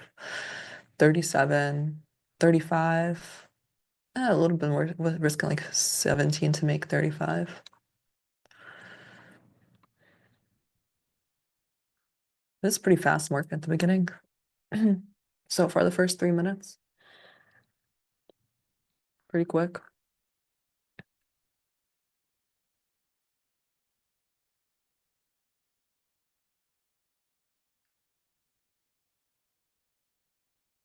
So I'll mark this out as, this is Friday's high, right? Oh no, this is just like a 4-hour high from overnight. Okay. It's fine.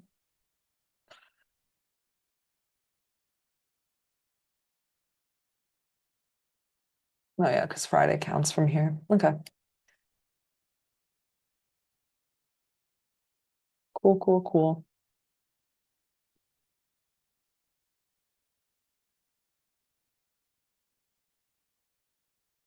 Here. ES. Yeah, we're having an inside day on ES so far in NASDAQ. Okay. Yeah, let's see. Will we have continuation back up? Or is this going to be the reversal? I've said I prefer a reversal.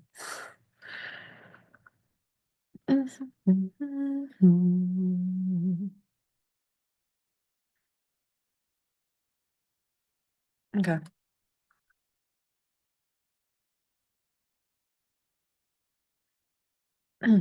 Yes, definitely not at that 4-hour high yet. See if it starts exhibiting any weakness.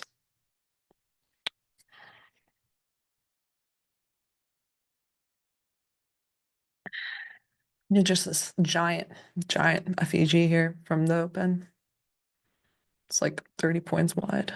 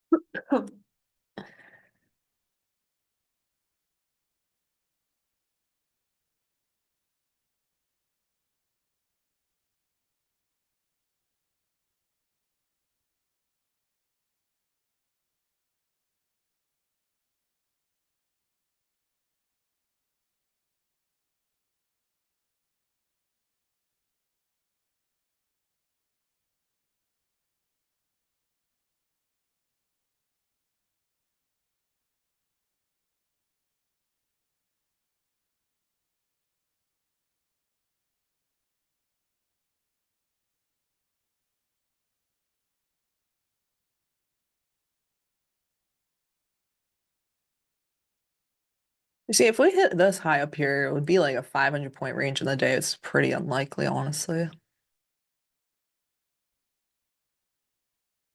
Yeah. Okay.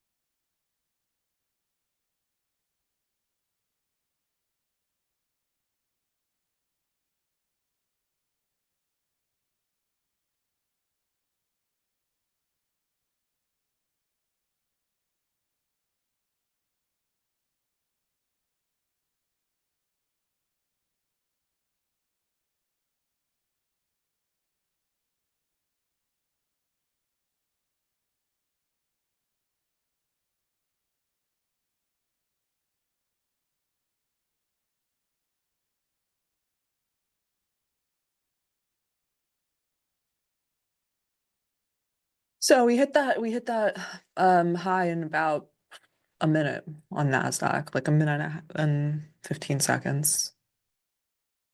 Congrats if you ended up taking just like the long based on like first 15 seconds of the day or first 30 seconds. I definitely missed that one, but I'm okay with that, honestly. Let's see here. Wonder what the next hourly candle will end up doing.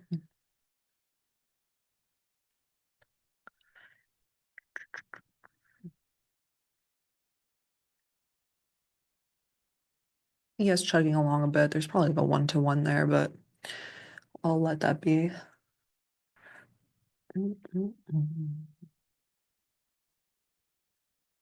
I'd rather wait for a reversal.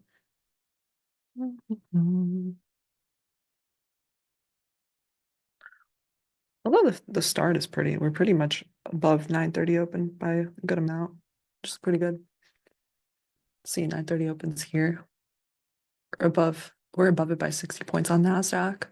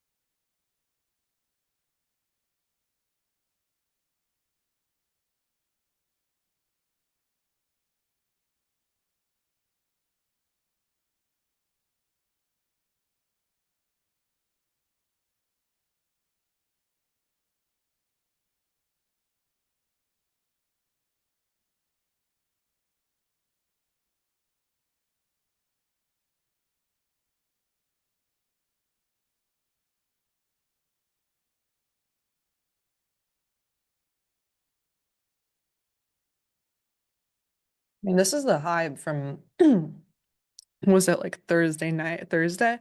Yeah, this is Thursday's high. And then this was where that Israel missile news happened. So this is the entire swing from that.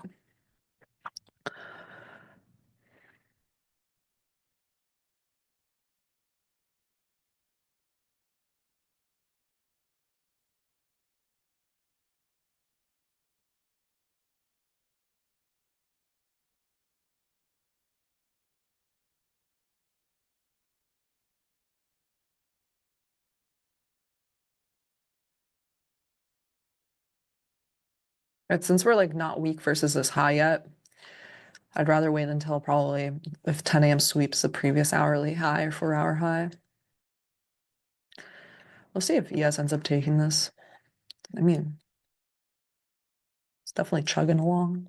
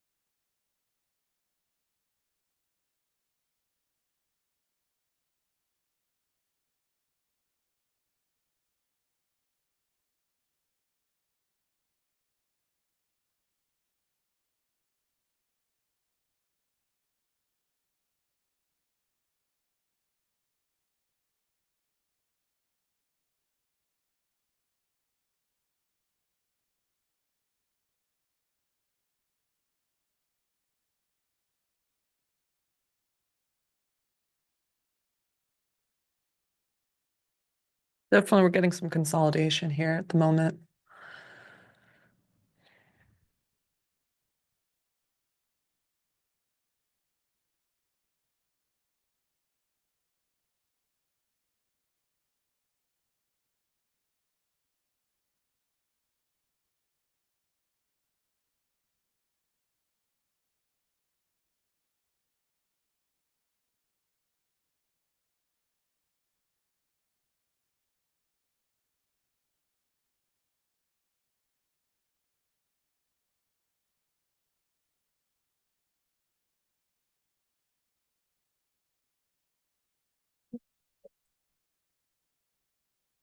Get a little sit.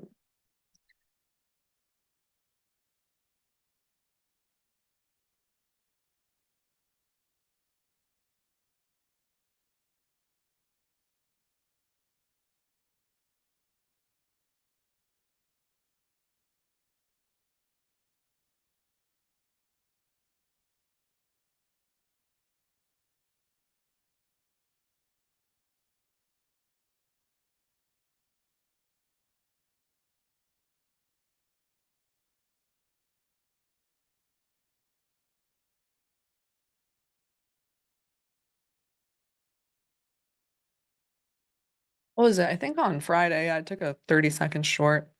Honestly, one of my favorite trades of last week because it actually just only took maybe 5-6 minutes to play out. Versus, I feel like recently, if you go for a little, if you're trying to go for a larger ranges, it takes hours, or even just a shorter one. It can take me, on average, it's like 20 minutes. On average, my losers are like 4 to 8 minutes. So let's see here. Just made a tiny new high of day there for NASDAQ. Let's see if it's going to push up again.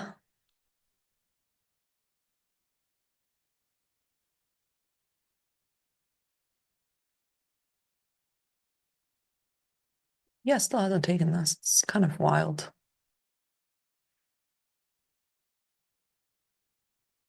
Maybe in the next minute.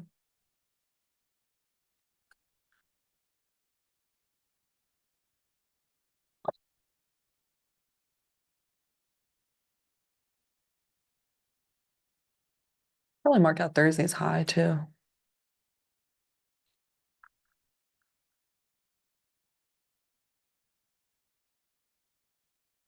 I mean, Friday's high.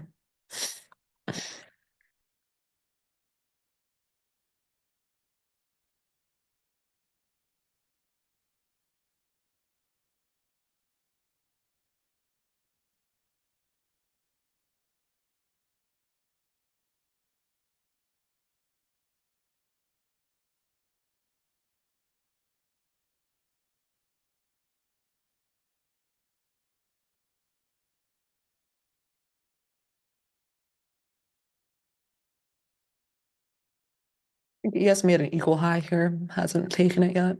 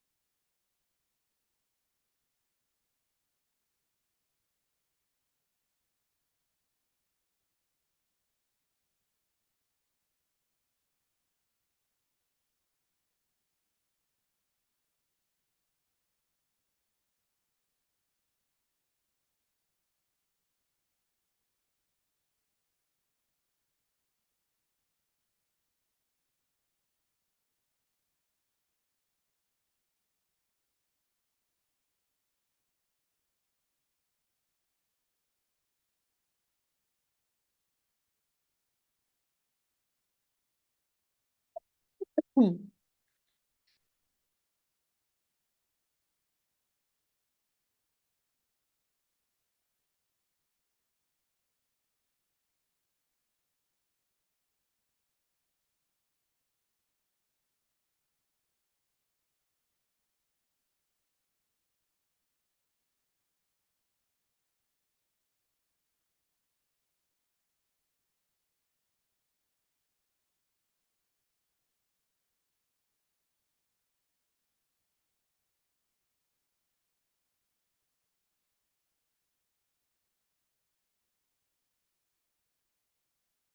Yeah, so Nasdaq basically failed to have follow through to the upside for now. It's retracing again.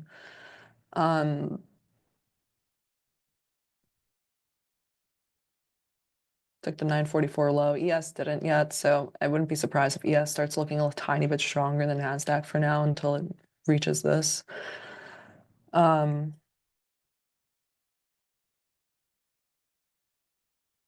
rather wait to see if this takes another high. It's because we already took the last hourly low and the high. Yeah. So anybody that just shorted there like would have gone blown out pretty quickly. That's kind of remarkable.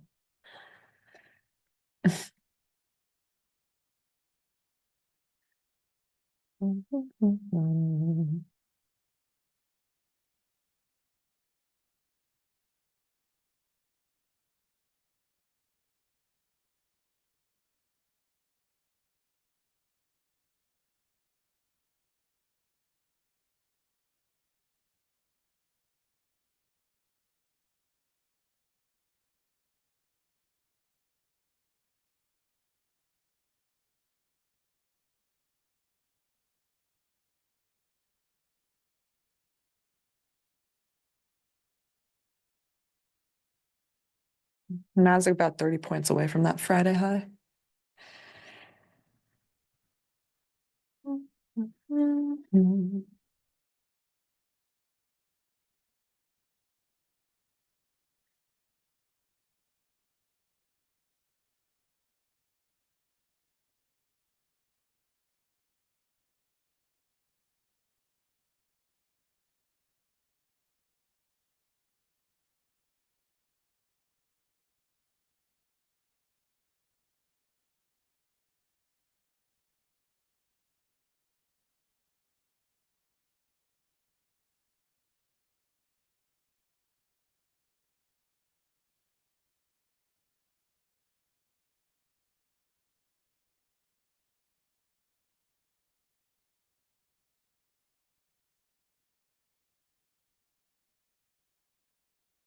So now what I'm going to have is this marked out. If I end up taking a reversal later on, I mean, I would want to see how, if this gets inverted. Not yet, though. Definitely not yet. I've been looking for, there's no kind of confirmation for any shorts for me yet. I haven't taken a trade yet. What time is it? 9:51. Okay.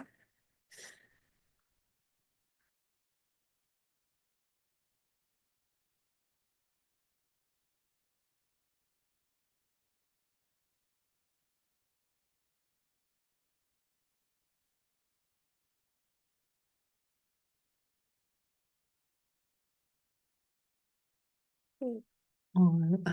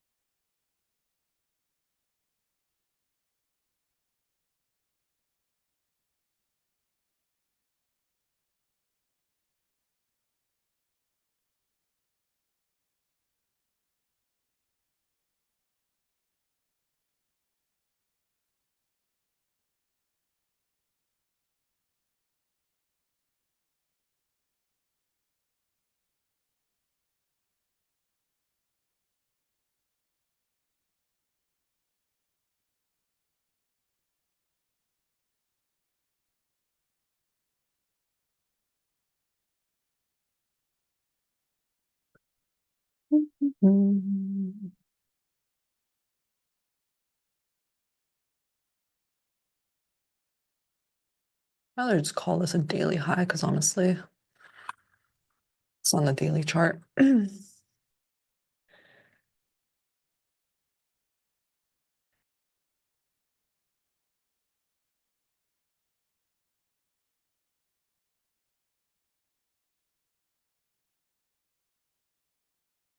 Okay, so we just took that on NASDAQ.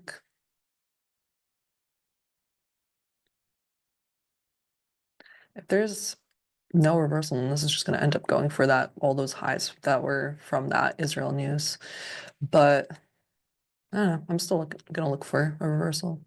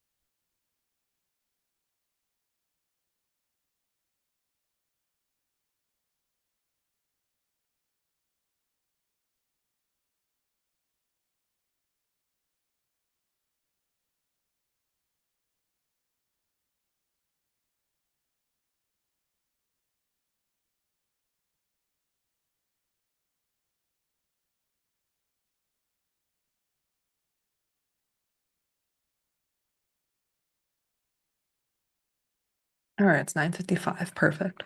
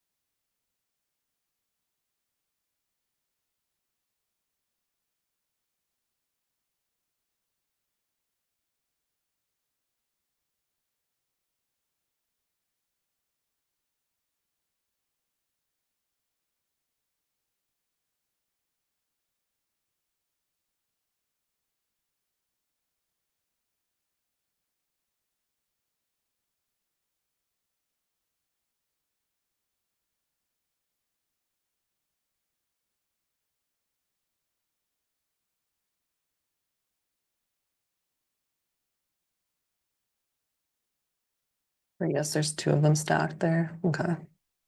It's probably best to look at yes on the 2 minute then. Mhm.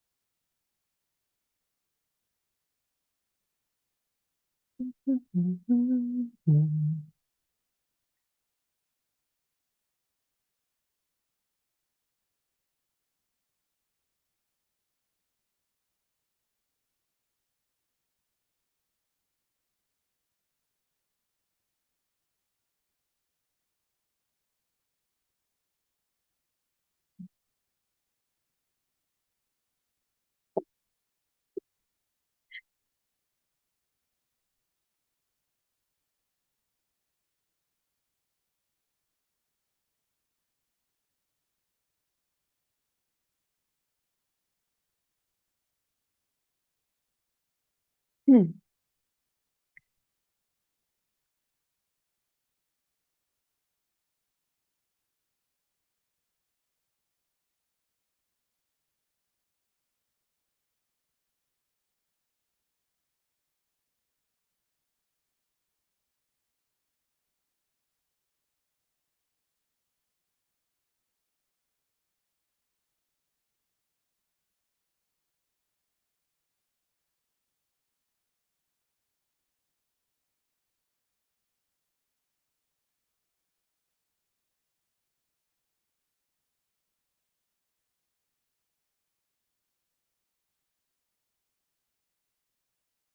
Hmm.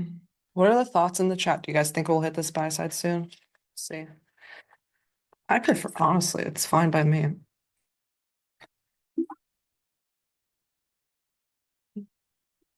Let's see. Will we hit this buy side?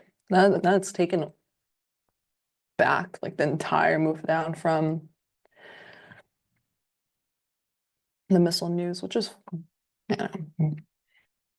totally fine and almost like makes sense in this kind of environment where we're just consolidating, taking highs and lows. I mean, that's even better for me if it does, and that's an even more like extreme of the range.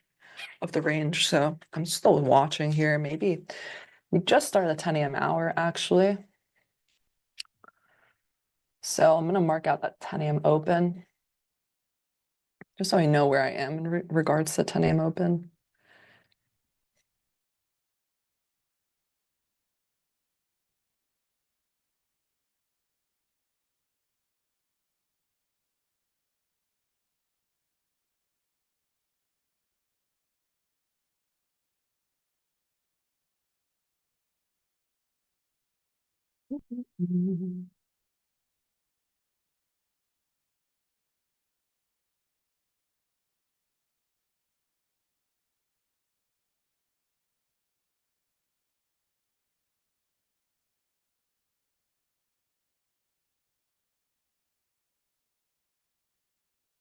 The 10 a.m. open, so for 10 a.m. took out the previous hour's high, right?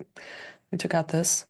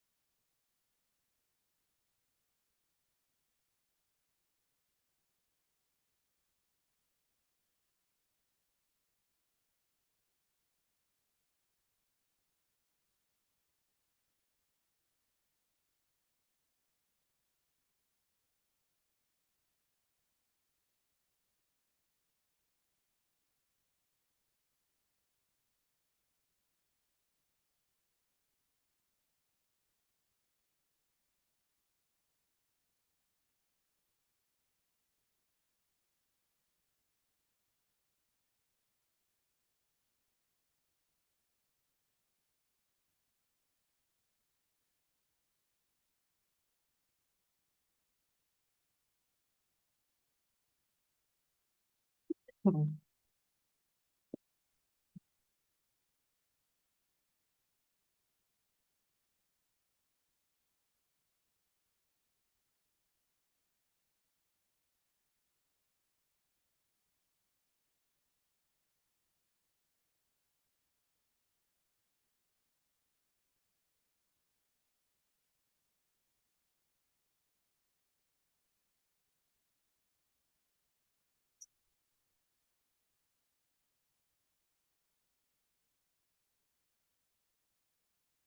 If I end up inverting this, I would go try a short.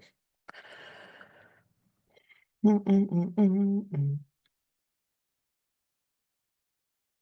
need to have to close below this blue box, essentially.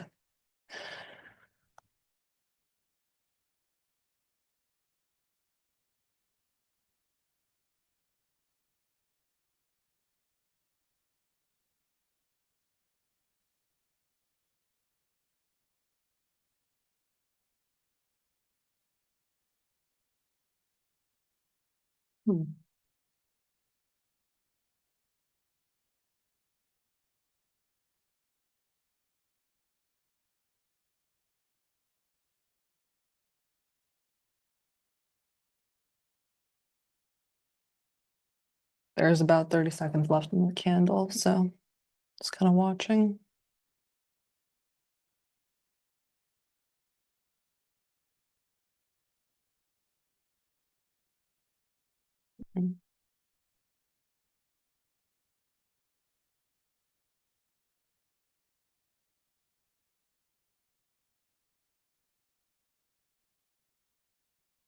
Nope, no inversion yet, so just gotta keep waiting.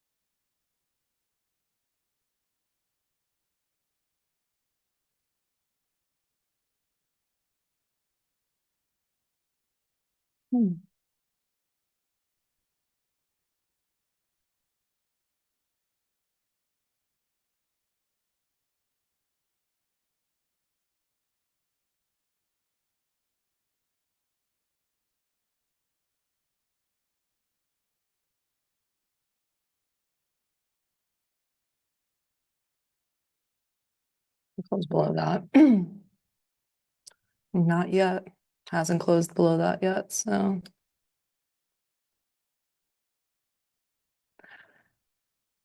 Nope, not yet. Maybe I'll take out this buy side first. Or one of them will, the other won't.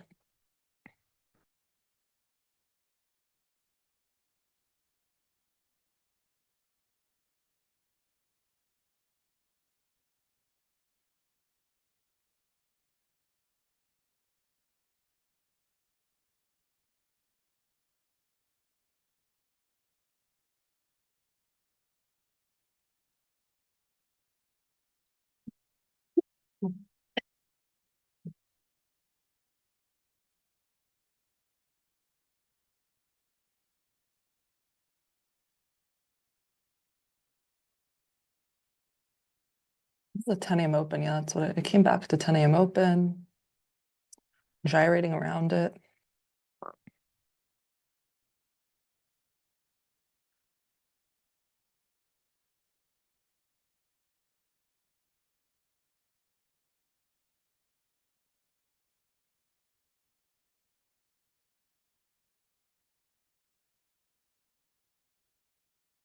Hmm.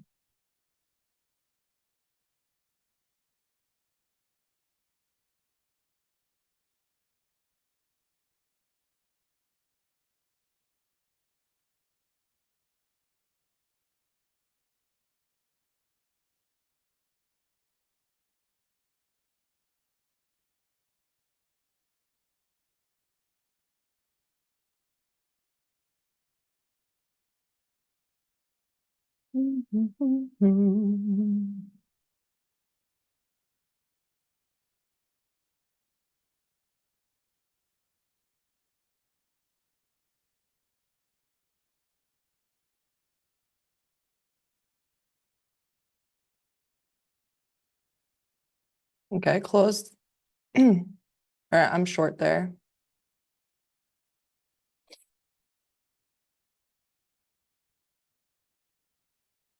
Um, yeah, that's decent enough. An RR situation there.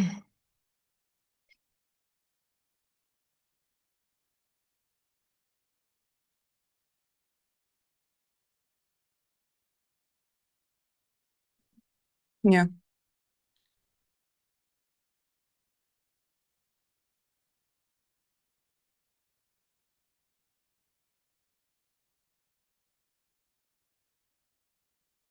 risking about 20, yeah, to make 40 there.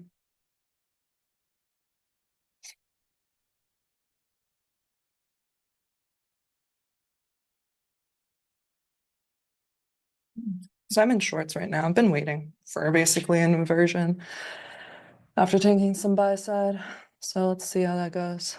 And with the 10 a.m. took previous hourly high. We're now below that 10 a.m. open. I would think that we retrace a bit.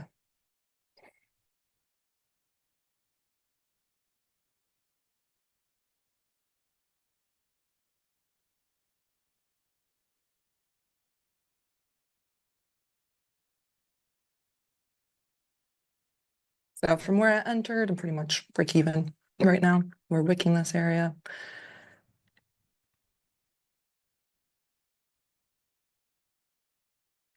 Okay, if it comes back again within this area. Put my stop at the swing high, essentially. Might also just be a little too early before it takes this buy side, but I like my odds here and I like the RR. And I like that we took out previous candle, hourly candle high. Yeah, like all of that right now. So let's see if we just get, I'm not even looking for too much, honestly, but yeah, I'd take most of mine off at like 2R here.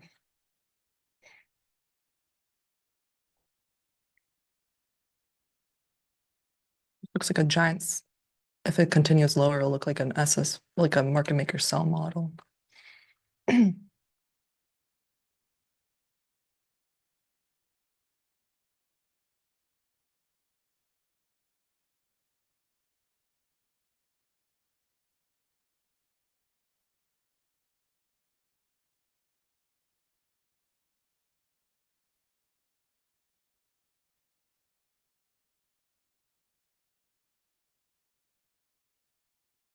I'm okay with this retracement. Okay, well, I got stopped out. So let's see if we hit this buy side. I'll literally just take the same kind of setup if it does and has another inversion.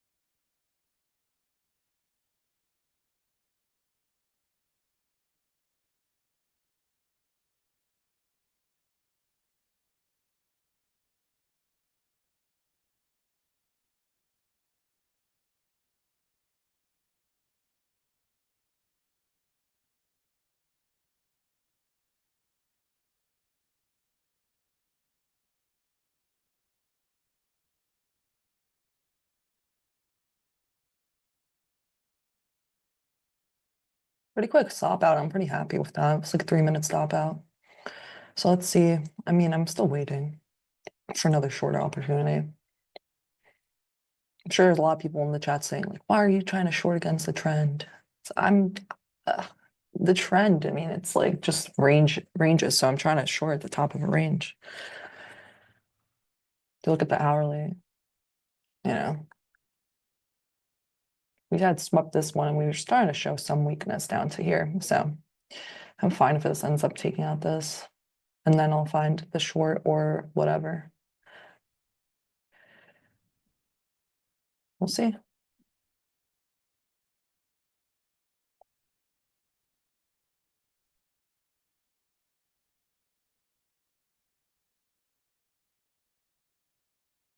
Okay, ES just took it.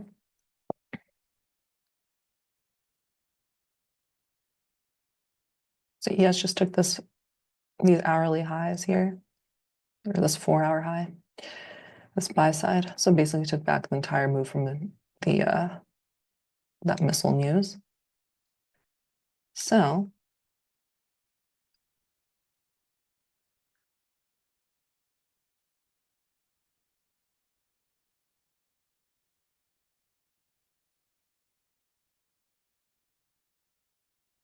watch if NASDAQ does so too.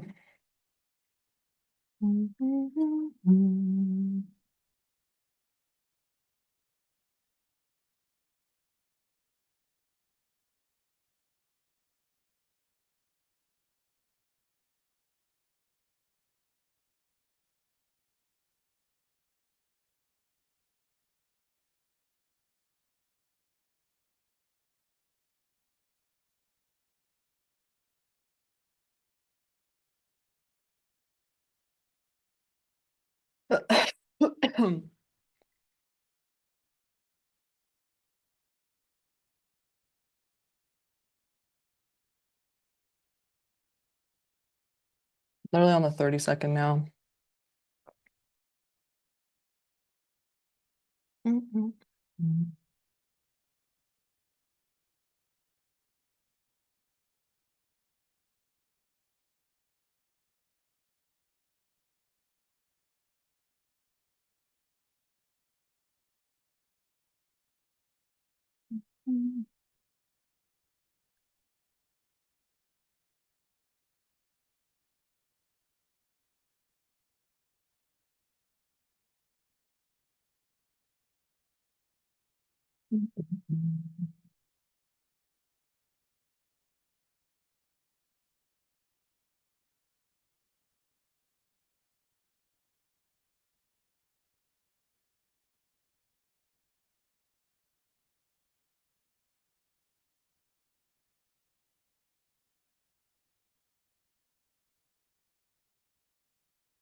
Like Thursday's high.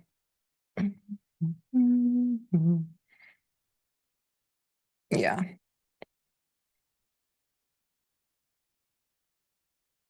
So Nasdaq hit like 192.50 at today's high. That Thursday high is 193.75. Yes, hit that Thursday high.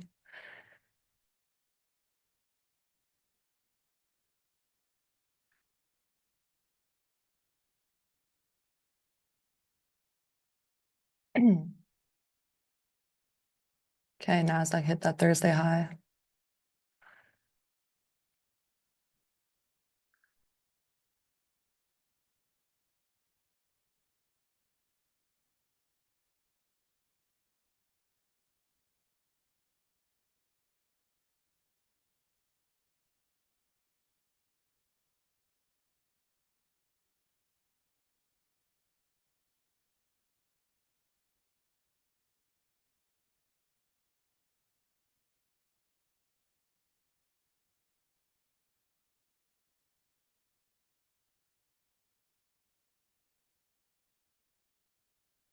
That's only a 10-point stop based on the 30-second if I end up taking this.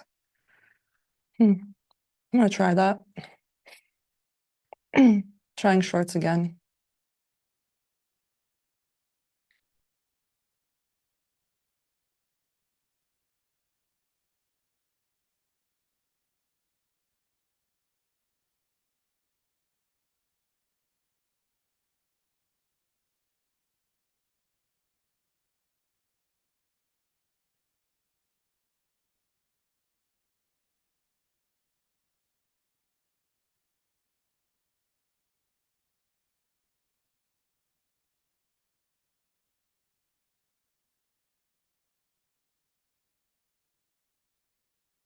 Based on this 30-second inversion, essentially.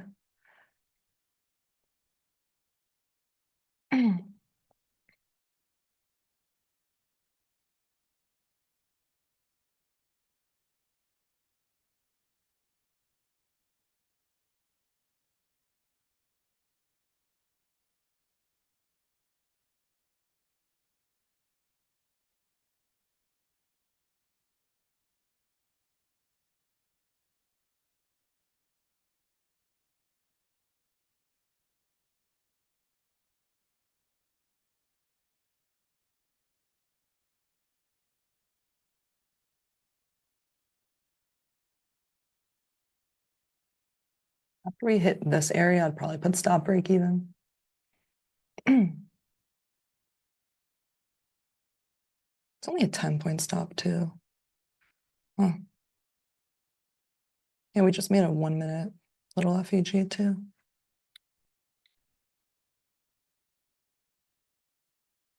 Let's see. See how we react here on this candle. It's pretty good. It's wicking.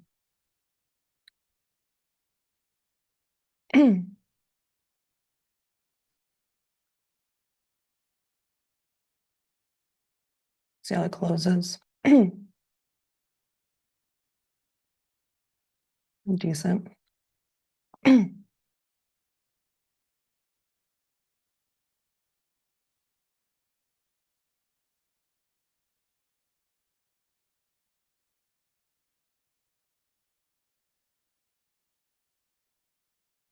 Probably gonna add more if we invert on the 30-second again. Just like 2 more. Yeah, okay. I just added 2 more to my position.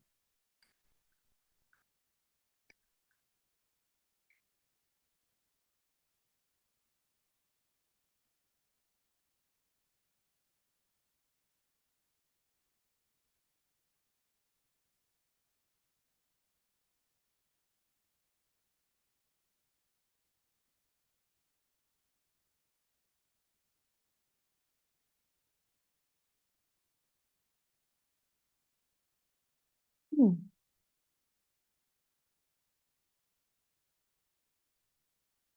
A little bit early on that one actually, but that's all right.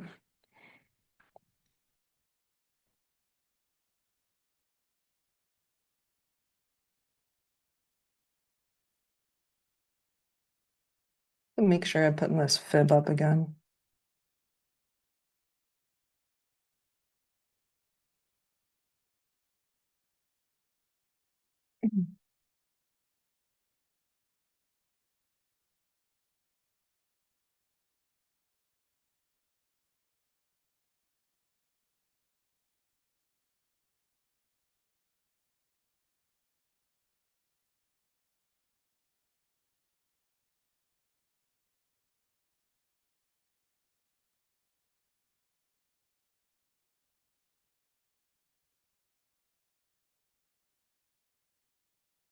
Yeah, I like that.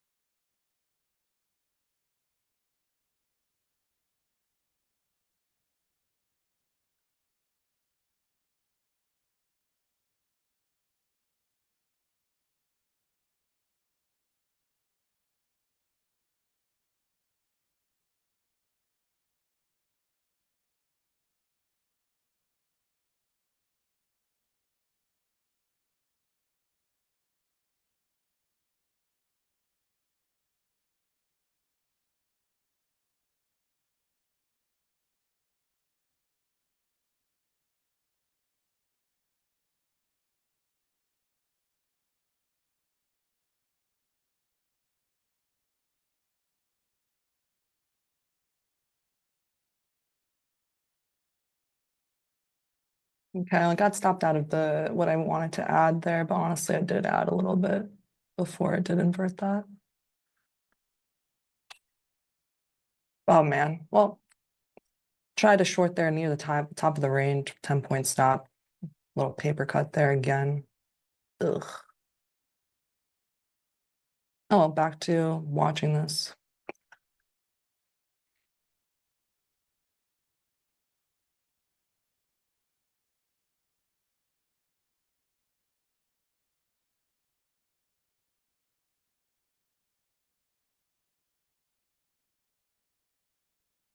Kind of wild. Yeah. Took out that Thursday high too, and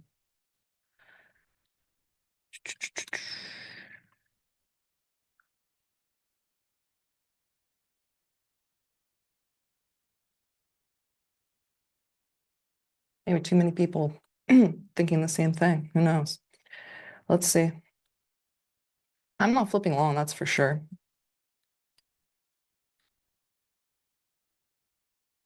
I'm not really convinced.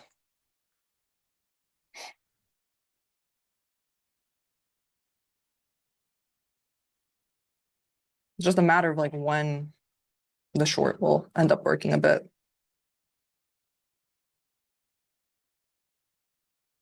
All right.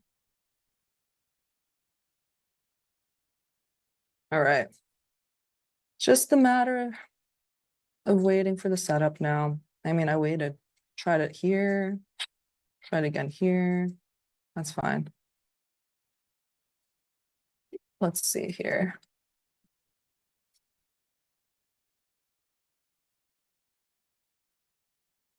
I'm gonna have to figure out the criteria if I were to re-enter, but honestly, I'm probably just wrong on the direction for the morning.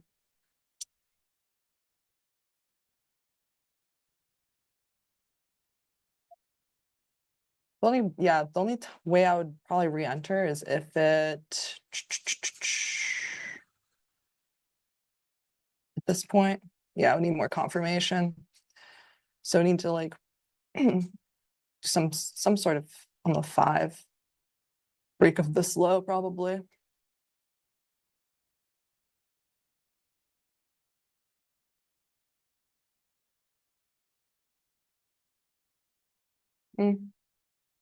Let's see here.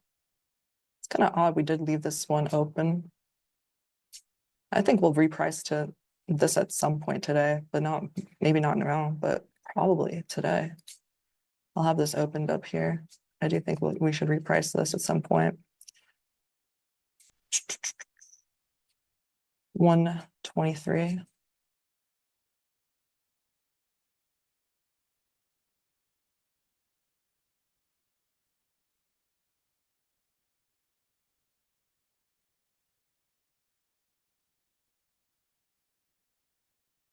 On the 2 or the 3 here.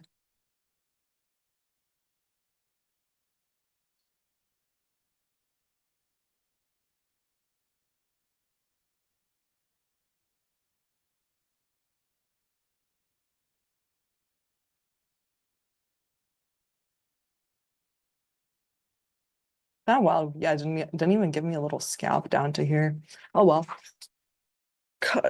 Kind of just does that sometimes. If it wicks this, comes back again, takes it again. I'm not really phased. All right.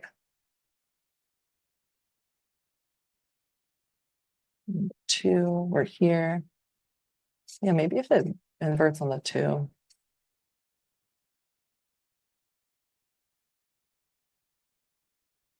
Especially if ES breaks this low. That's where I'd probably try.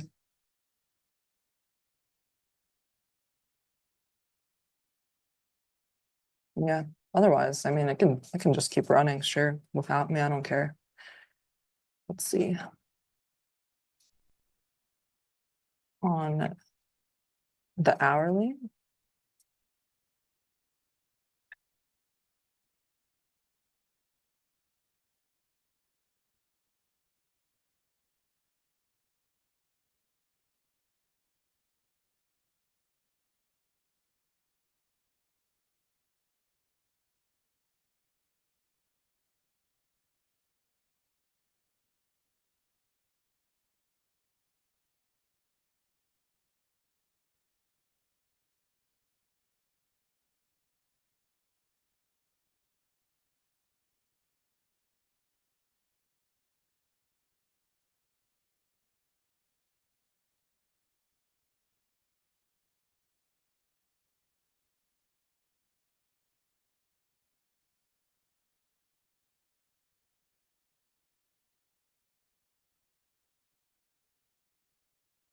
Okay.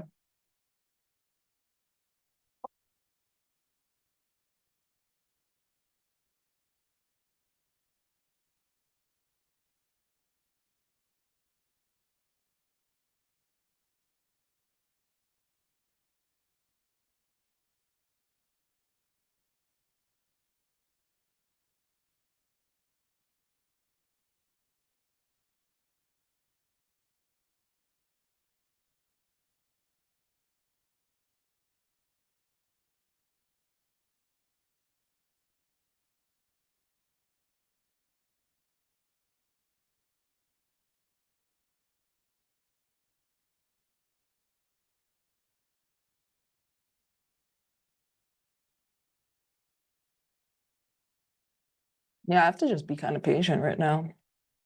Try it on based on 30-second, like, just too strong at the moment. So to see Probably wait until the 2 or 3 minute next. It's tough because like you can't be too late either, or else they'll just move without you. So that's why I'm okay with taking the 30-second today. The extremes of the ranges. Little 10-point stop loss there. Here would be more, but yeah, we'll see. Yeah, at the moment it's not. Let's see here, 1024, 1024 low.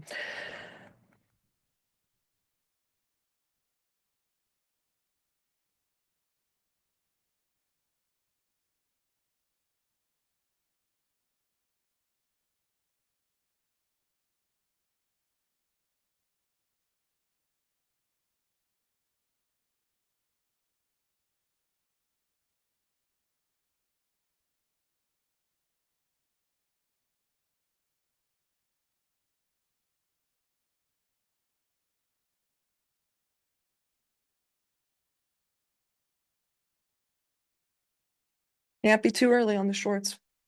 Let's see.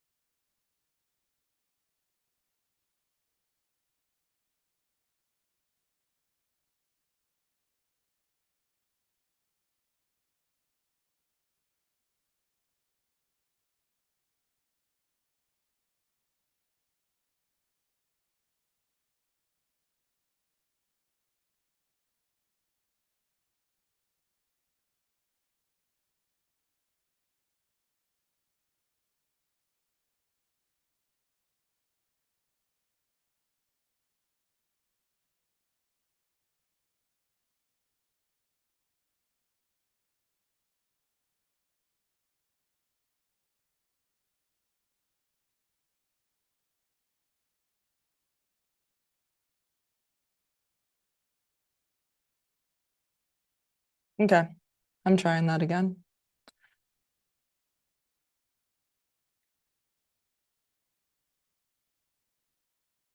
Got a 2-minute inversion there.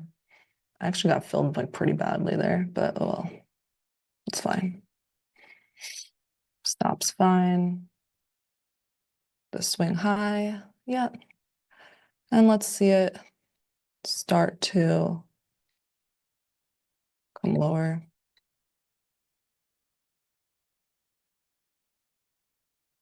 My stop is about 20-ish to make here. That would be like 60. Well, where's 2R here? Yeah. This is like my last try of the day for shorts, by the way. If I'm wrong on this one, then I'm wrong. And I'm okay with that. I would put one here. Where was it here? Yeah.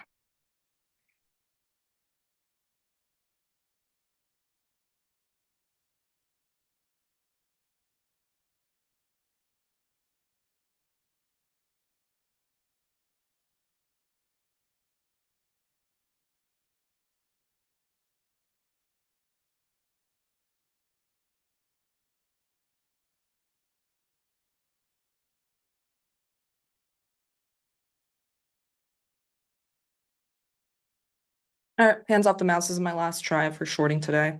We'll see if it ends up working out. Risking about 20 to make 40 to 60.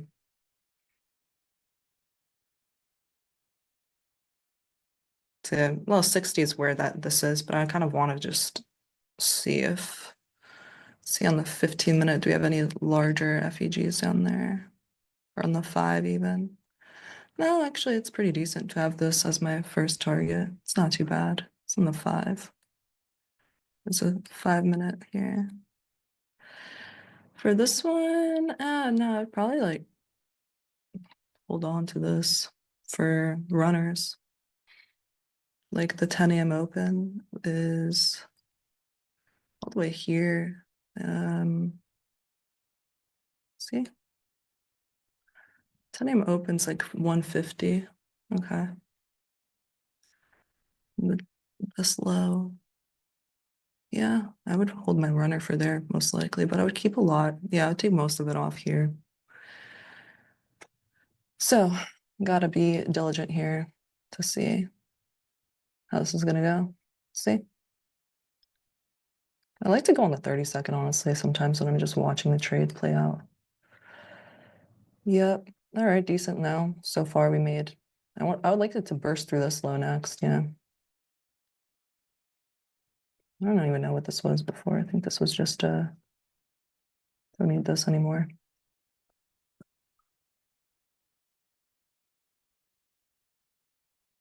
So from here, yeah, to here. That's why, yeah, for most of my TP here. I think actually on the 5 it's here. So let's see the 15. Okay.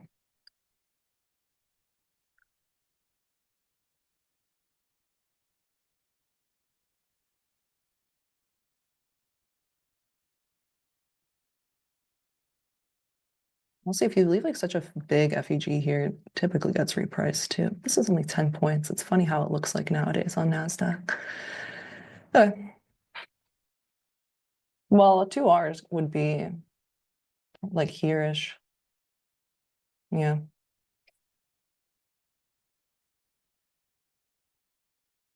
like to see if it continue failing. Also 10 a.m. open. Yeah, once we get to 10 a.m. open, I'd probably be looking to, you know, break even on that. Yeah.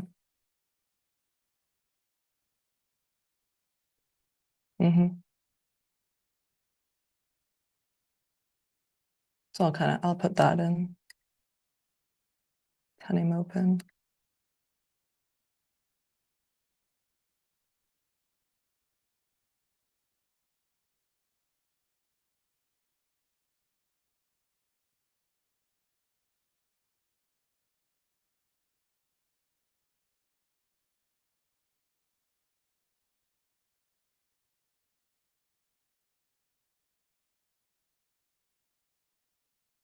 All right, let's continue watching this like on the 3. Yeah, 3 inverted too. Here, retapped, rejected. I mean, I'd like it to continue rejecting, go lower. If I get stopped out, then you know, my analysis, my idea didn't pan out this morning to short external ranges.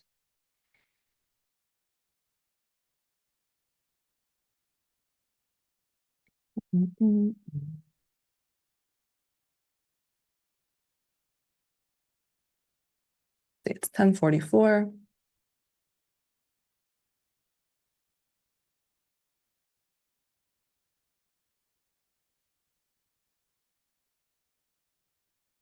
Definitely not giving an easy trade here.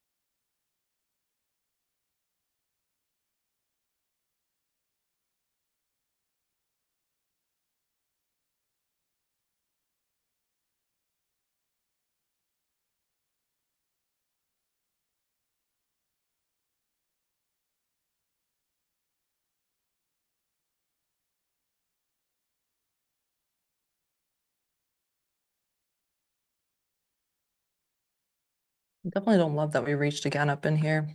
So don't love it, but staying with the trade. Inverted here, come back again, whatever. If it wants to take me out, then the shorts just are not working this morning. Let's try again. Let's see.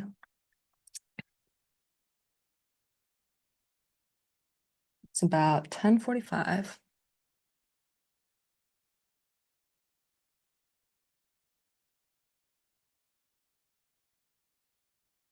Came super close there.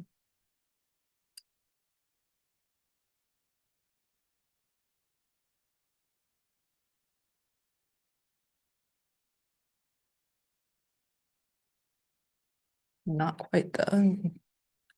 Did not wick me out.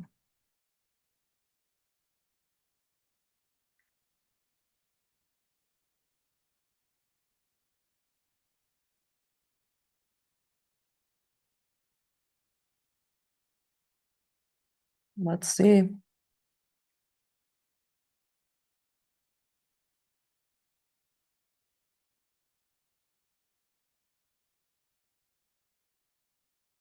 Don't love this, like that we're back above this buy side. I mean, I'd want us to start more downside follow through, but it's not really looking that hot.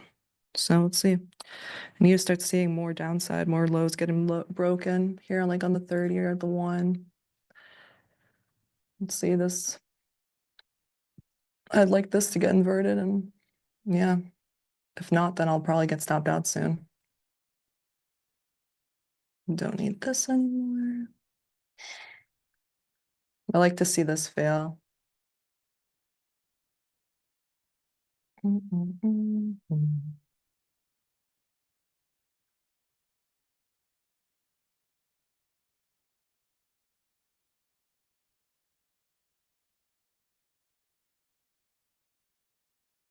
Not looking like it will. We'll see.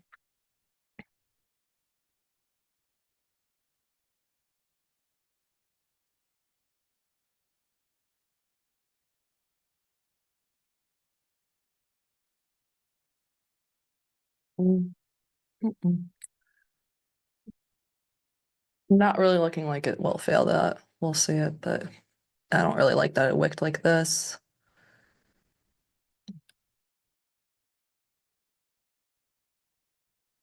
It's about 2 points away from getting stopped out up there.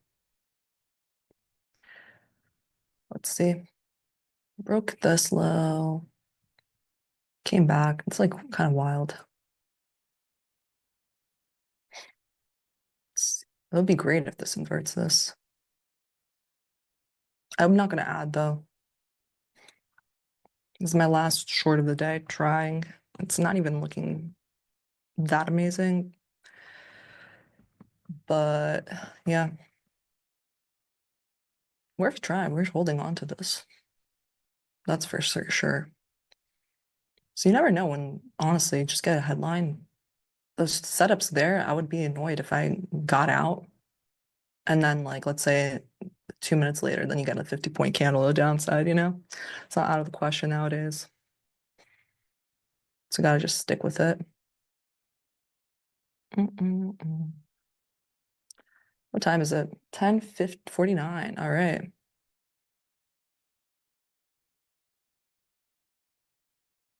I mean, I think that this is the upper half of the wick of the hourly, and that's what I'm essentially envisioning.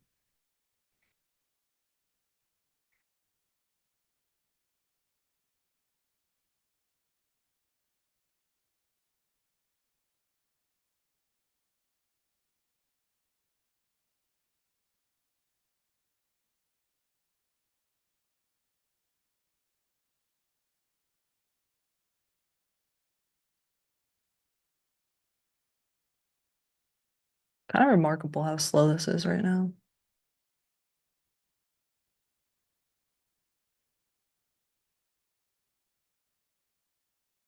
Yeah, I gotta hold on to this. There's a bunch of trend line liquidity down here at least, See the 5. At least on the 5, this is not a fair value gap. We already repriced all of that, so. Yeah, I gotta stick with this until we hit 2 a.m. open, at least. I mean, 10 a.m. open. It's definitely slow push lower right now.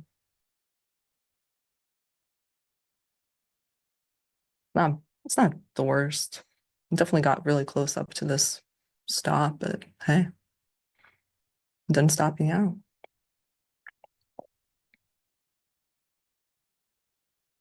All right, I'm back in tiny profit. Let's see if it inverted this. I'd honestly want a sharp move lower now. I can't be I'm like tempted to add, but I can't be adding honestly, just because.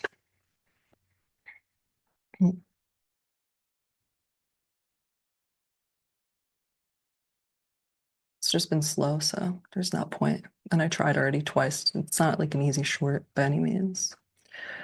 Let's see. This to here, from here to here. The titanium opens down here. Yeah. Still think we go lower. Just about timing it. Okay, we inverted that on the 3. Now we did on the 1. I mean, I'd prefer now that we see new lows get put in, right? Let's break this 1 minute low at least.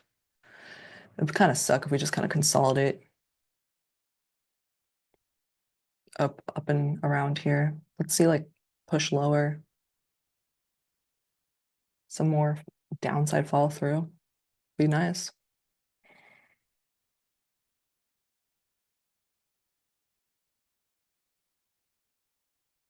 See, yes, like break these equal lows essentially. Oh, it came back and invert this on the 2.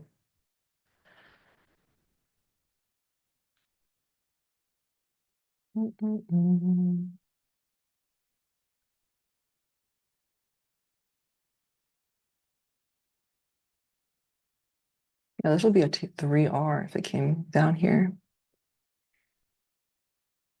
I would honestly think that it would come here too. Yeah.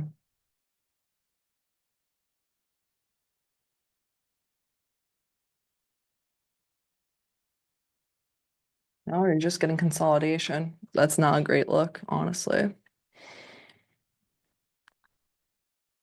So I don't have high hopes today for this NASDAQ short. Let's see.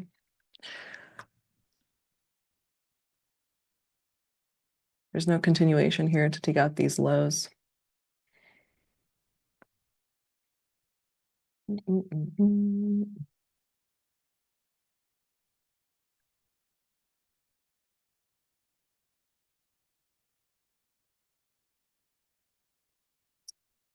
I'm willing to like hold this for a while, honestly. Just kind of think about it, thinking about where I am positioned. Like if it doesn't stop me out, could happen during the next hourly. It's 11 a.m. in about 7 minutes. So I'm short and been holding this for quite a while now, actually. But I did enter based on the 2 or the 3. The 2? Yeah. So I'm short since like 10:40, 14 minutes in this trade. All right. Typically, like my winning trades take about 20-ish minutes, 20 to 30. I mean, the good ones take an hour or something, but when you hold for last profit target.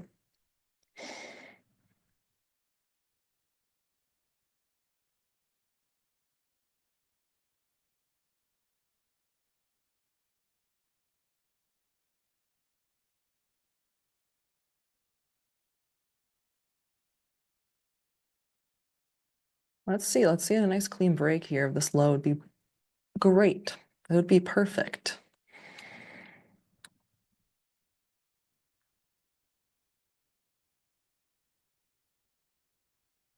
Hey, good morning, Tanya. How are you, Stowe? I'm good. I'm doing good. Happy Monday. How are you doing? I'm good. Tried a couple shorts.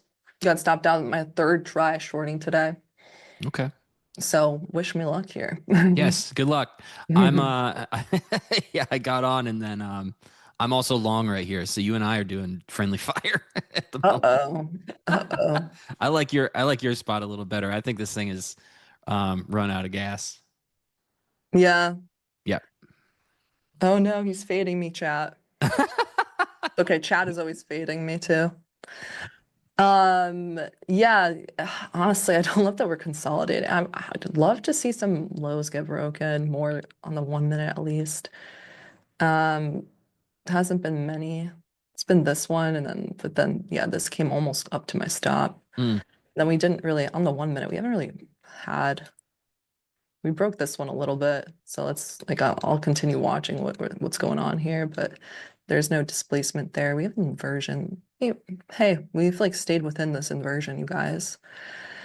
Certainly making little lower highs there at least. But I've been just kind of waiting for that. Like, can I finally get a huge 50-point candle when I'm in the trade? Yeah, that would be great. You get that. It feels like it wants to push. It does. I think that your edge is definitely superior to mine in this week for sure.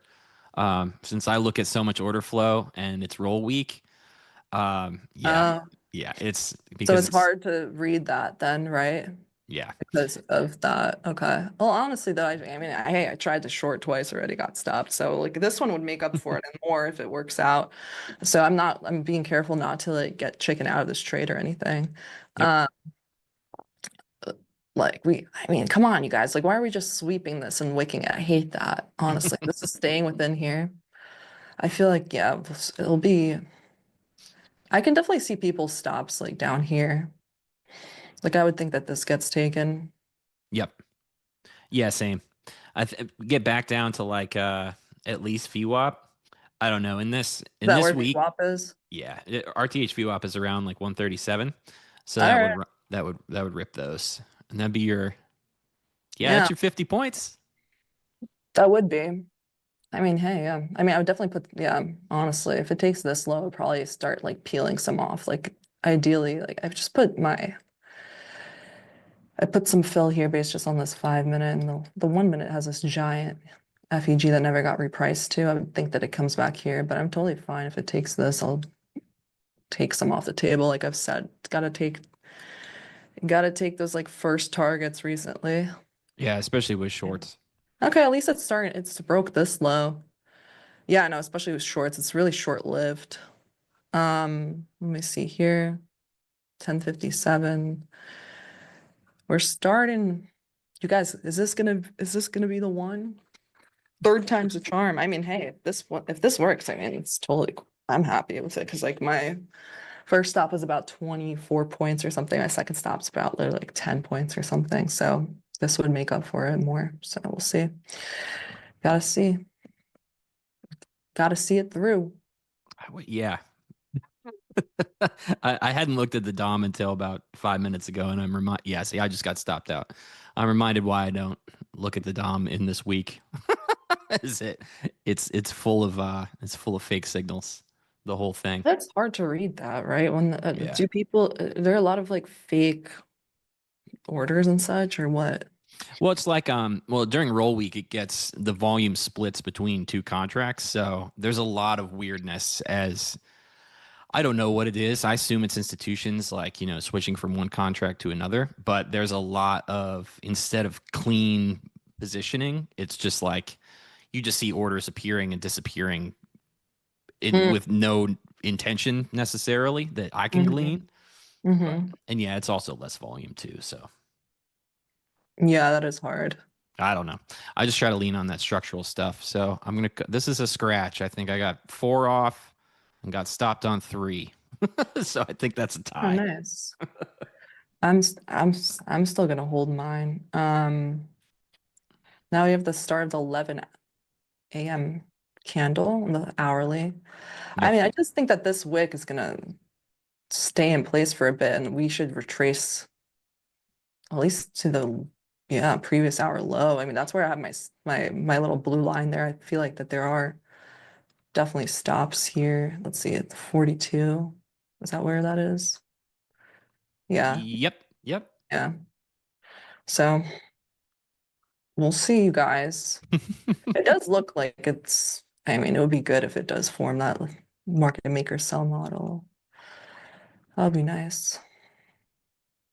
And then, you know, if it breaks 50%, you could even, you guys, if we end up really like breaking down, I mean, you could probably re-enter again for shorts.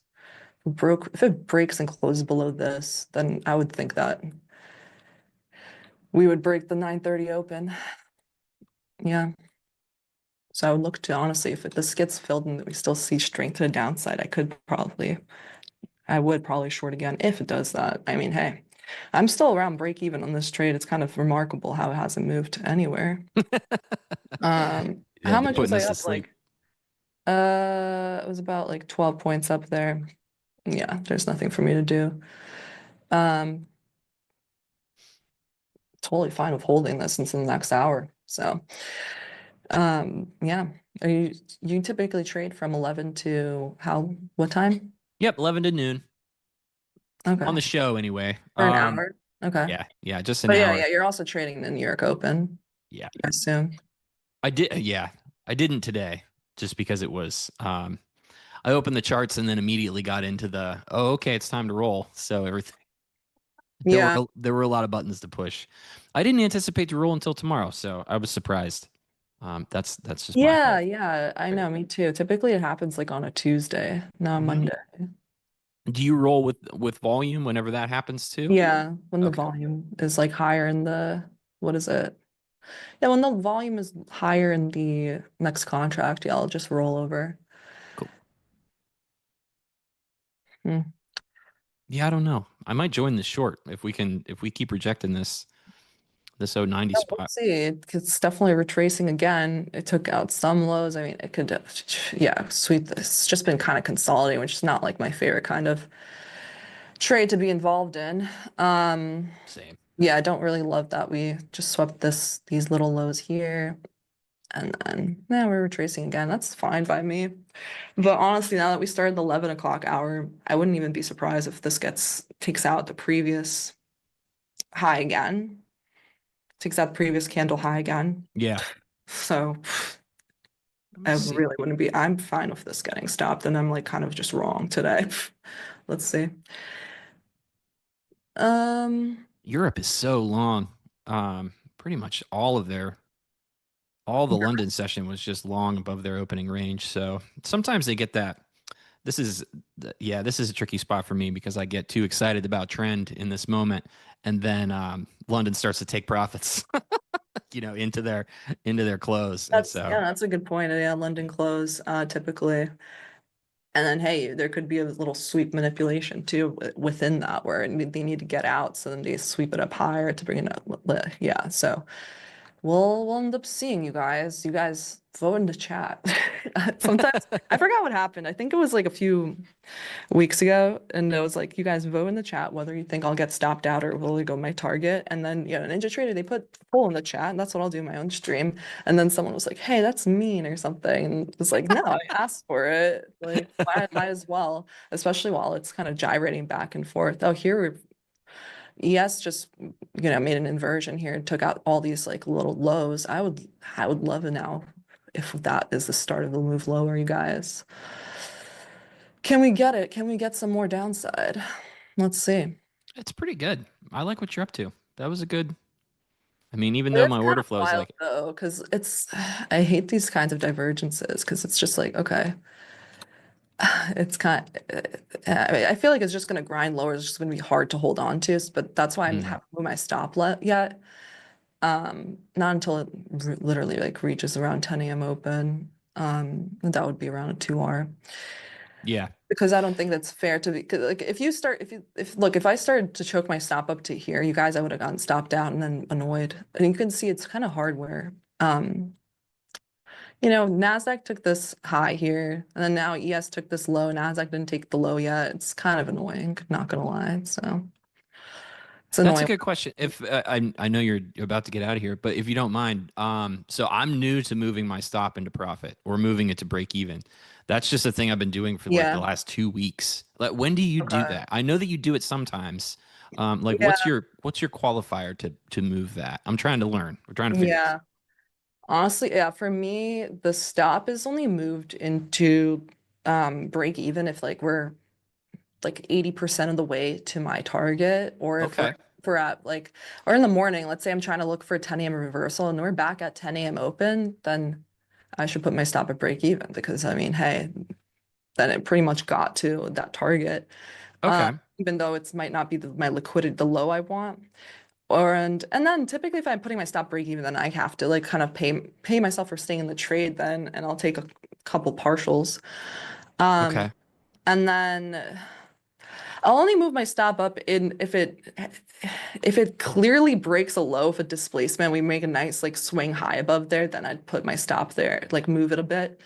But there's not even really much of a point if I'm moving it just, like 5 to 10 points, like Okay. 0 to 10 points to me at least. Because to me there it's all about the dynamic risk at that point, and it's like, okay, I'm kind of cutting um a lot of potential profits if it gets stopped out break even. Yeah. Interesting. So yeah, Okay, but thank you.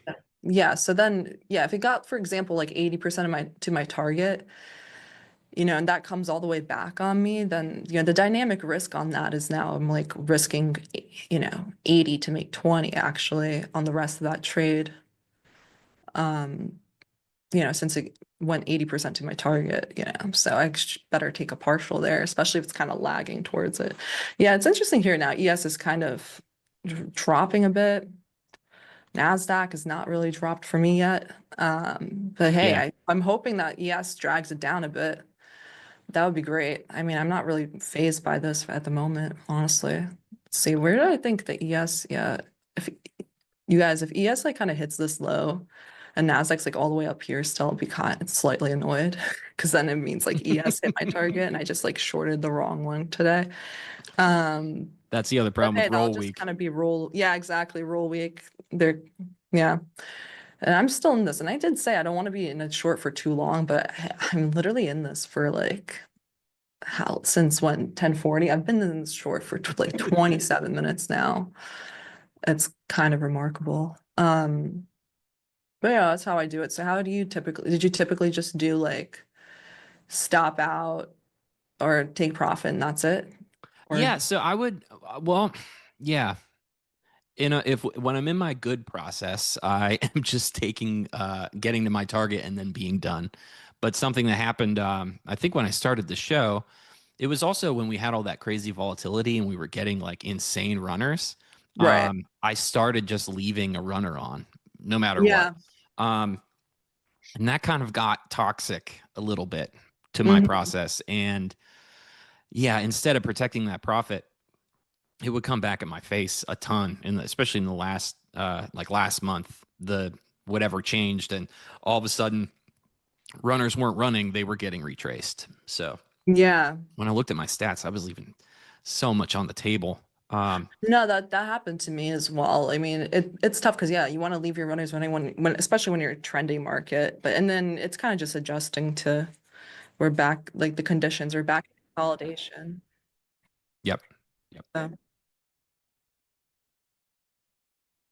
sure. Yeah. Yeah, sounds good. Since I'm in a trade, I'll still stick around here essentially. Sweet.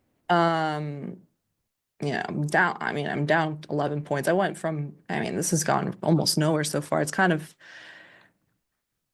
torturous watching this because ES ES has is going down. Yeah. What the hell? ES has done. I know that's my mood basically. Let's see on the 2 minute from 10:40. Where's ES at from 10:40? Let's see. 10:40 is here. Okay, I would have also retraced, but yeah, since then it's definitely, yeah, from where I would be like, yeah, 3 or 4 points on ES. Still, it's not a lot going on. Yeah. Yeah, I really don't like that. We're all the way up here on NASDAQ, you guys. We're like basically at those highs. We're testing them again from this hourly, the top of it. Yeah.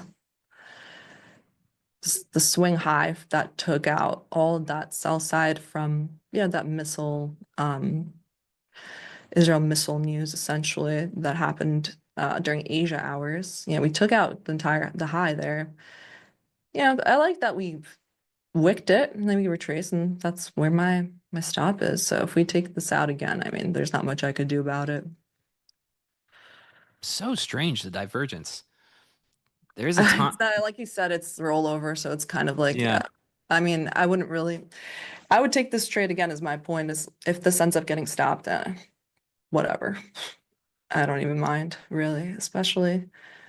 I mean, I might kind of rule there too with the time stop. I'll let it go for like an hour. Yeah. And then Okay. an hour after, like maybe like 11:30, I'll like reassess where I'm at if I haven't been in the trade. If it hasn't moved anywhere, I'll reassess and maybe cut it before. Because typically, I should get stopped or my target in that type of time. Yeah. I forget what you call this. So right now this is a poor high. What is what, auction market theory would call this. And you said, yeah, maybe this needs to get, this liquidity needs to get swept up here before it goes back down. It's so cool. Like we operate on the same, like it's the exact same concept, just called something different. So you're looking for this. Yeah. And you look at volume profile, right? Yeah. Yep. Yeah, a lot of times, I mean, I'll see like a low volume node where my fair value gaps are, and that's why I don't really use it. I mean, I've just seen that aligned many times, though. I know people that trade it, and oftentimes we'll get into similar trades. Yep. It's also a 30-minute fair value gap is very similar to a single print too, which is another auction market theory concept. It's the exact same thing. Price didn't come back and trade in that. It didn't retrace through that at all. So that's just called a single print for whatever reason. Okay, cool. Yeah. So when you say you read order flow? Mm-hmm. So are you like reading Bookmap or the DOM, or what are you doing? It's the so I look at the DOM. Okay. And then also time and sales too, which is I took it off my screen so I could do the split screen thing or whatever they had us doing the other day. But it's so the thing I look at on the DOM is called at bid and at ask. And it's like looking at a extremely zoomed in footprint. It's the same info that Bookmap is. Bookmap is just like a weird artistic way to look at order flow. They just turn everything into like bubbles that move around, but they're like heat. It's like heat map essentially. Like it's like different colors based on how large the orders are. I used Bookmap maybe for like 2 days or a day, and it's definitely an interesting thing. But I just found that I didn't need it, and it was kind of confusing to me. I feel like I don't know about. Have you seen like orders been placed and then taken away and things like that? Oh, of course, yeah. Yeah, right. That's very difficult for me to understand, I guess. There's all kinds of weird. Well, NQ and NQ is different for sure with order flow than ES because it's so thin. But as you watch it, if you watch it for years, you'll see like strange things happen. And sometimes when Leo and I are watching it, he usually catches this. He's got a better eye than me, but you can kind of see like an algorithm, placing a trade. And right now there's a thing that they do, especially during rollover, which is what makes this so annoying, is there's like a bracket that gets put on price where 10 points above and 10 points below, there's just a little fill bot that follows everything around. And the theory is that it's so it can't make an extreme move while people are trying to get in and out and move over to the next contract. Okay. Wow. But yeah, it's just like you're just watching a bunch of robots fight each other, basically, is how I look at it. A lot of it is essentially nowadays. Oh boy, we're just literally like, this is kind of torturous, you guys. I'm almost hoping to get stopped outside and get put out. Well, Tanya, you're not trapped. You can leave. Oh, okay, here we are. I got stopped out, you guys. ES pulled back. NASDAQ did it. NASDAQ made a new high. It's not the day to be shorting, apparently. Not the morning to be shorting.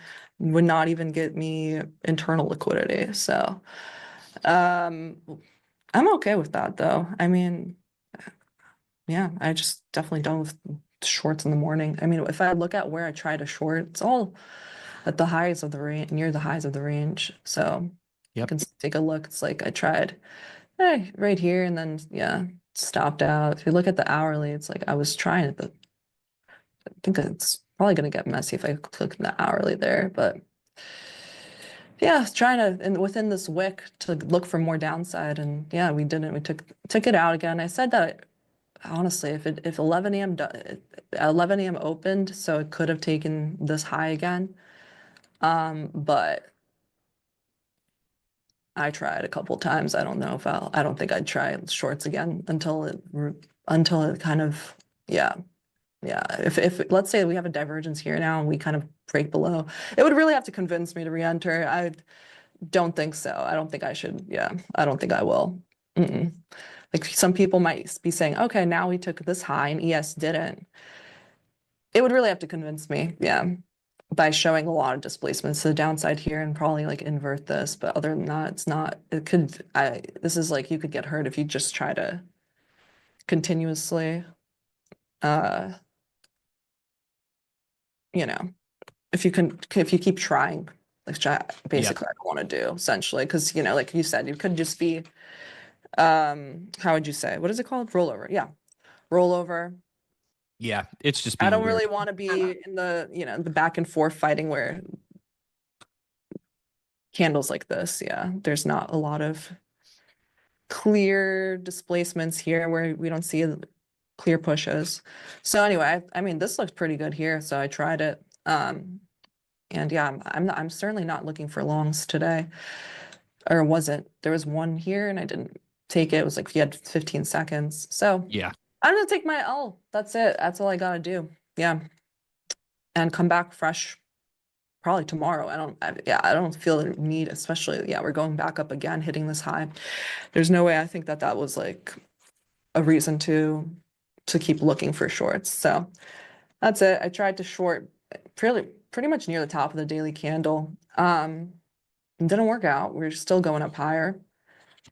And there's no reason. I feel like if you keep trying to short, like this is part of the momentum back to the upside. There's too many people trapped then.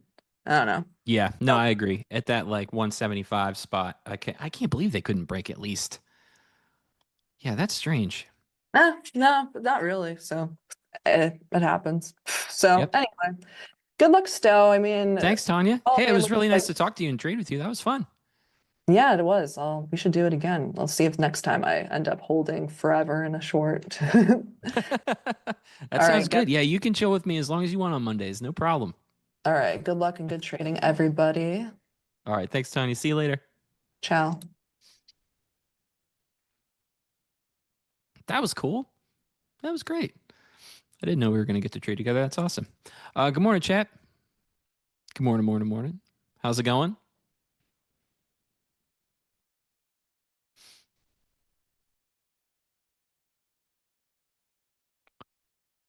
Good morning.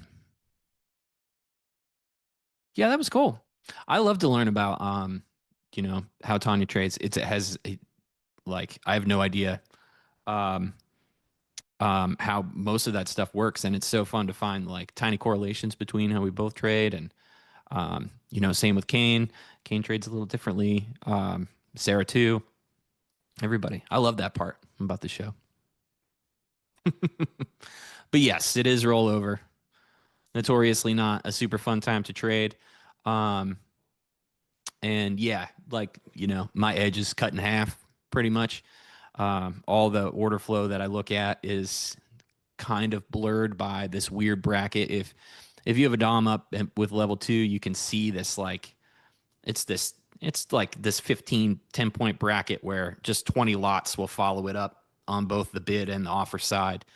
And I've always assumed that was just so, if a extremely violent move happens, someone's there to catch it.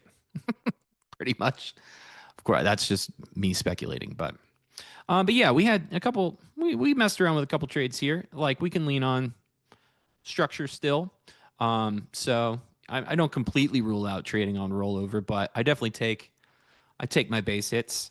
So we got long here at 184, and I scaled out 10 points each. Left a runner, and then runner got stopped to break even. I got back in, scaled out, and then took a stop on those.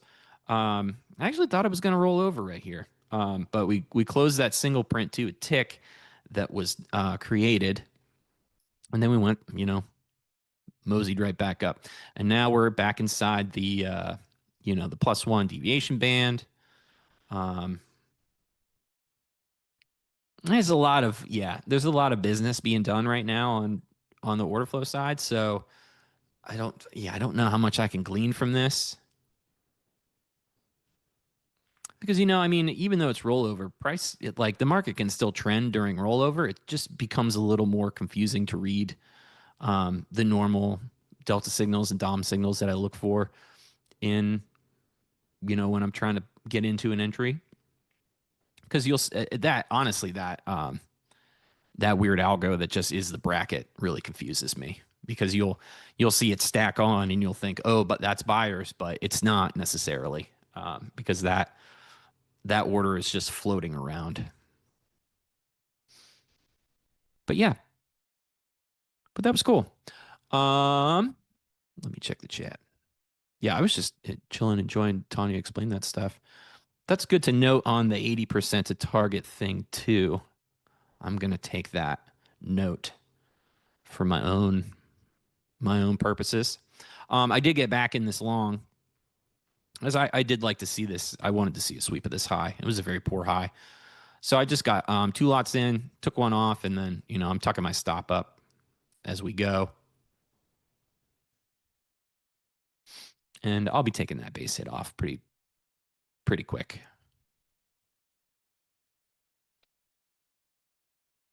So yeah, 80% to target. And I know Tanya also does. I think I should have asked her this too. She also has dynamic targets based on price action. So I assume that she adjusts her risk accordingly for each of those things. Yeah, I'll have to watch that back. See what I can learn. Always stuff to learn. Always be learning.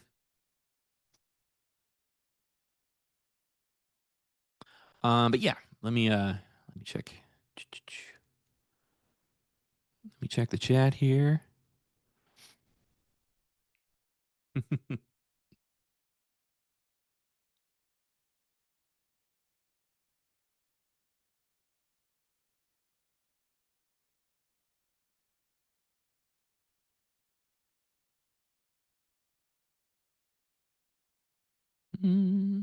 Oh, there you go. Tara asks, can you finish what you were saying about watching time and sales in the at bid and at ask? Yeah, so most DOMs have a column that you can set for at bid or at ask. Some platforms call it different things. Some call it recent bid, recent ask. But it will just show you how many lots were filled at that as a market order at that price. And I put that in the middle of the DOM, and it allows me to see, you manually refresh it, and it allows me to see aggression.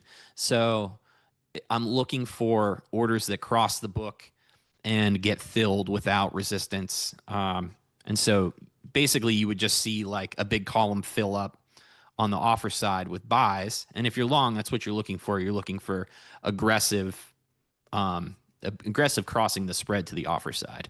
So you can see those market orders get filled.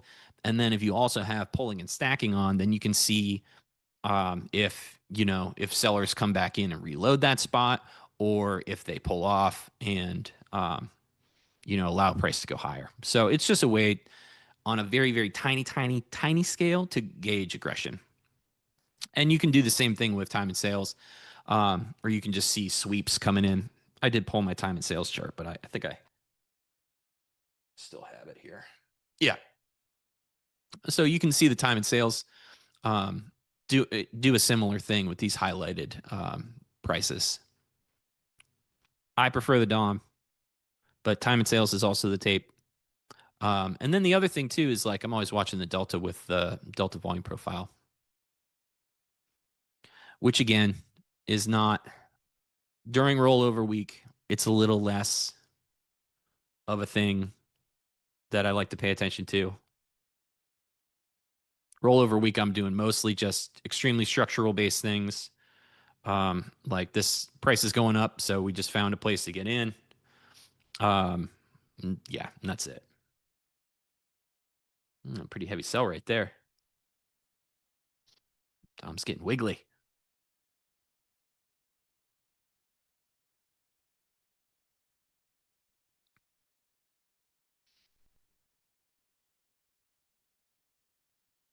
Yeah, 2020. Roll over and dead. Yep.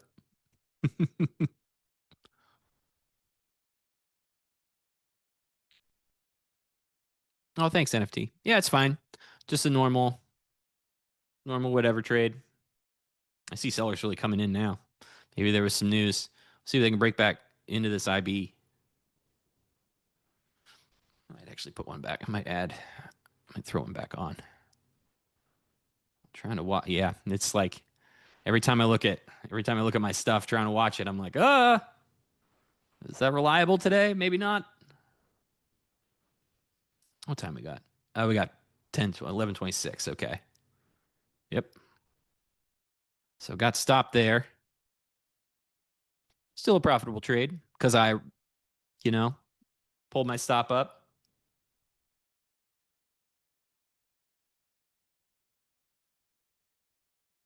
Hey, Tracy, good morning. Here's that Europe profit taking we were talking about.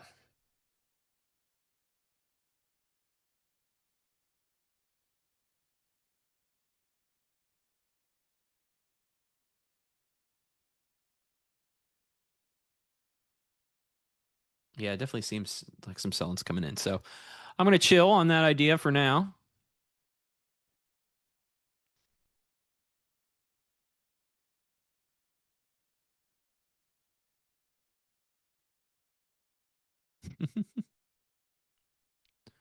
In Q 22K magic. Maybe you haven't rolled yet. No, Franklin, I didn't fade Tanya's trade. Well, I mean, you can't like oh wow, that was a lot of business at 185. Yeah, they keep coming back to this spot. They just lifted like 250 lots right there. That was quite a bit. I mean, you got to understand, big institutions are rolling like large, giant positions right now, and they're trying not to lose money. So, in a game where we are always, riding on the back of a whale, we're even more so riding on the back of a whale today. So, yeah, you just have to be extra cautious when you roll. But no, it's not like everyone's fading everyone all the time. That's how the market works. That's what makes a market. So. I feel like that gets a negative connotation sometimes, but it literally is the whole reason that we have a market to trade is because people are on the opposite side of each other. Me and XY do it pretty much every day. Jim, I have traded for 4 years. Hey, Larry, good to see you too, bud. No, I'm good. Yeah, that tick thing is like, I don't know. I feel like I'm over it. And then, and then I just get hit with like, just fatigue. It's so crazy. Yeah, like Saturday, it got to be like 3:30, and I was like, oh, I can't keep my eyes open. I have no idea why.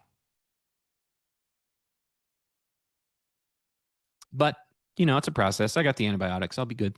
And then they'll run a test and see if I'm getting better or need to run some more.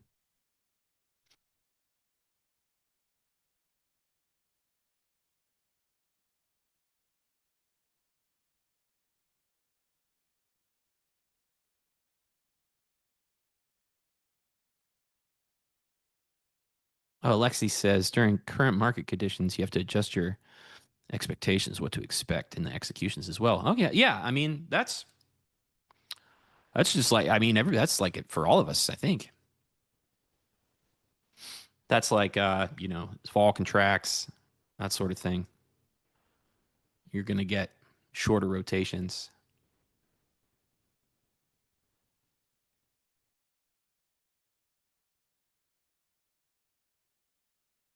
No, I think Alexa. Yeah, I think that trade's definitely still in play, and it's cool because it's still in play from a auction market theory point of view too.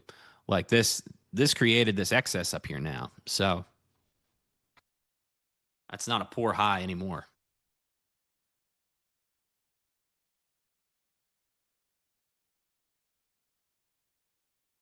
Oh, thanks, Tim.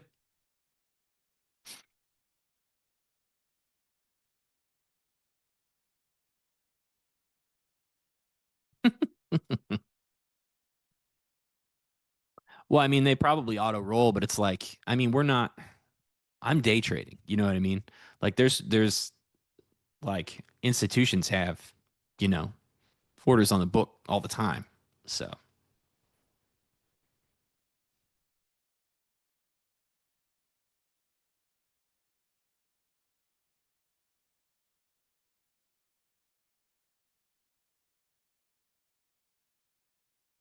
I got a bad fill on that, but I'm going to try this short.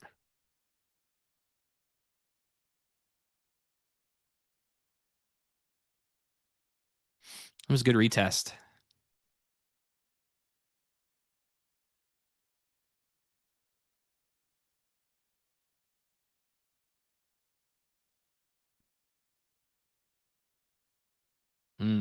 Bad fill though. Someone say terrible. Terrible fill.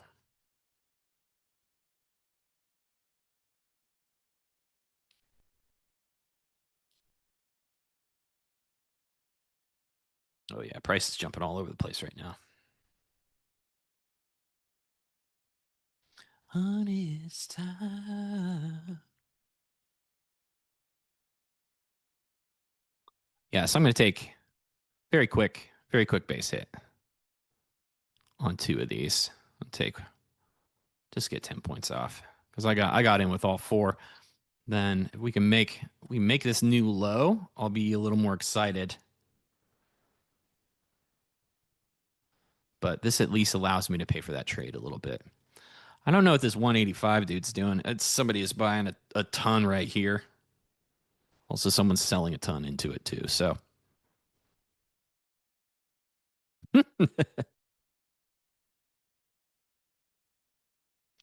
yes, please like and subscribe. That's how to get all the updates, and it also helps our channel, helps YouTube, show this to more people. So, if you can hit that like button, it's a nice, free, easy way to help us out.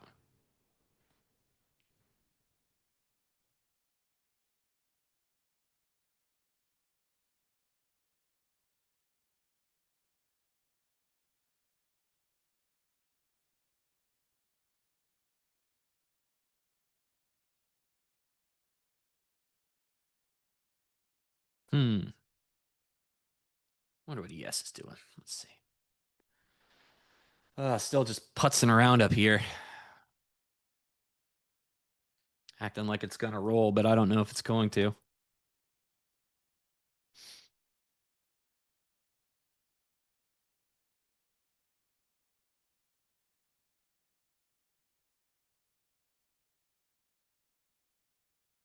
Hmm.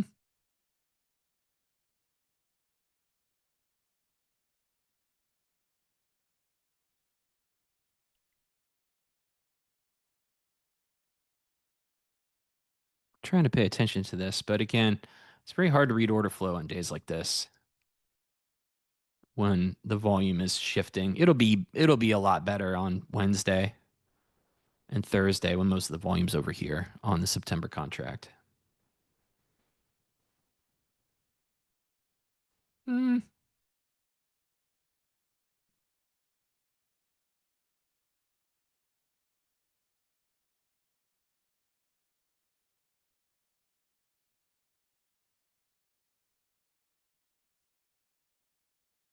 I think that 185 guy got rewarded there.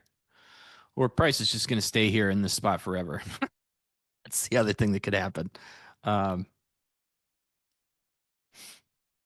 Mondays are always stressful. I disagree. I love Mondays. Monday's my one of my favorite days to trade. It's a good day to focus on process for sure. Still working on that stuff, from my Let's see this 185 guy. Yeah, for my Jared Tendler session, I'm still working on, finding opportunities to carry good process forward.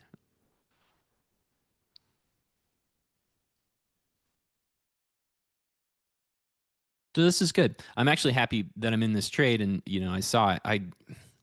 Another thing I'm trying to do is, just to be confident in the read, and I'm just less, I think I just have like a mental hurdle with taking a short in general. I just took that third one off there at 185. This dude's just buying the crap out of it. But yeah, I mean, we had a good read on that short. Tanya was in it, got stopped, unfortunately, but the things that we talked about, still validating it. And then this retest was really good. I wasn't paying attention and couldn't get in, around 98. So I got in at 93. But I still think this is valid to get run down here. I think Tanya had a FVG down there, but I just see that as, that's just an untested low. Doesn't mean it'll get tested, but it's a good target.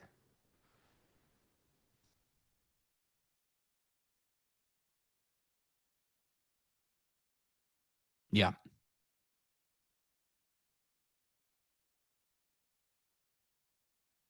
Yeah, I read the chats, of course. What the heck else would I be doing?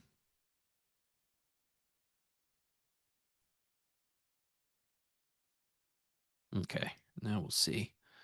We'll see what happens here at the IB.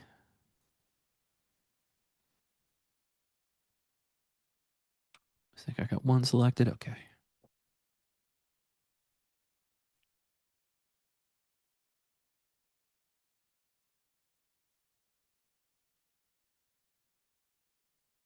Looks like price is trying to press there.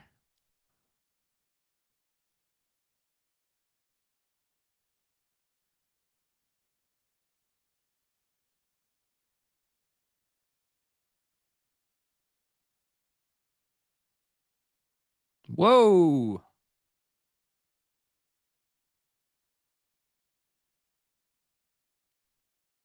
That's very strange.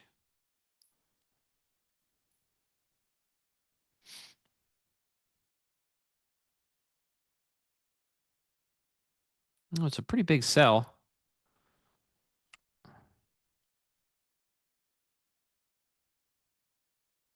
See, 95. Let's see if this gets pushed a little bit further.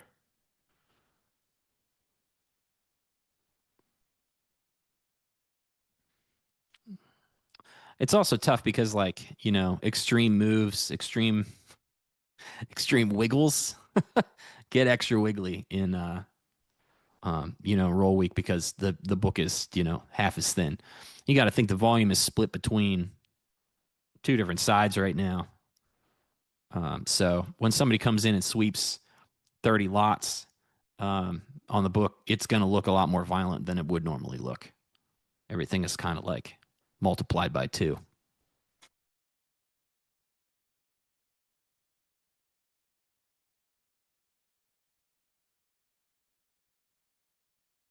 Here we all are. Oh, Trump's talking? Okay, cool. About what? Trump Mobile? I saw that there's a Trump telephone now. That's cool. I hope that he does commercials like Boost Mobile. Where you at? You guys remember Boost Mobile? Just me? Oh, he's at the G7 summit, so probably not talking about Trump Mobile. Maybe still.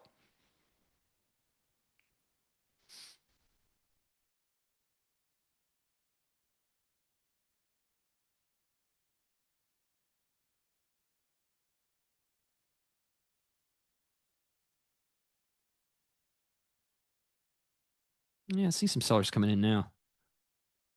I get maybe again. I got my head on a swivel because it's roll week.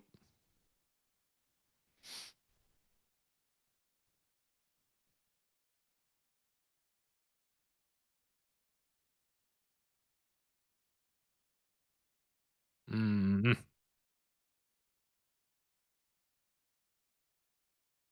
Yeah, this isn't going fast enough for me also. Okay, cool. Thank you, Tracy. Thank you, thank you.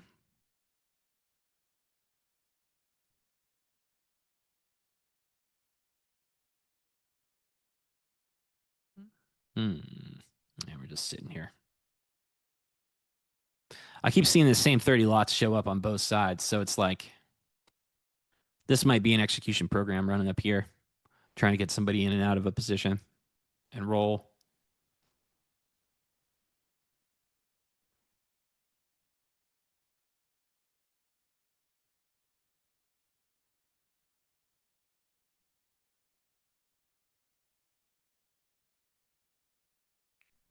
Yeah, I'm not in love with this. Usually, if a short's going to work, I want it to work fairly quickly. I'm not willing to sit in a short for forever.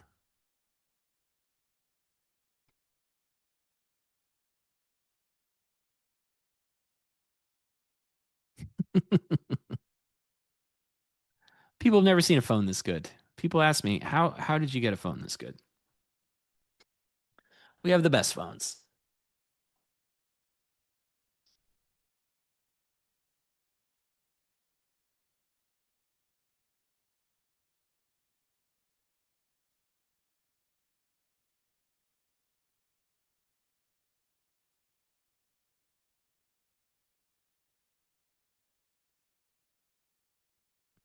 Hmm.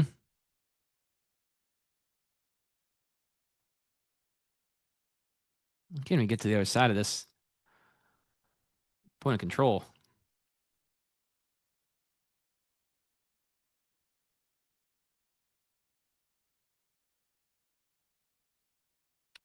Yeah, still pretending it's going to roll over too.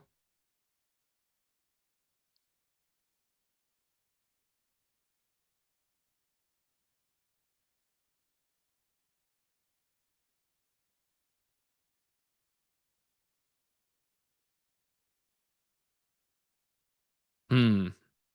Yeah, this is painful. I see what Tanya was talking about. For max frustration. Well, yeah, I still like it. I think it's good. It's valid. Our stop's in an okay place.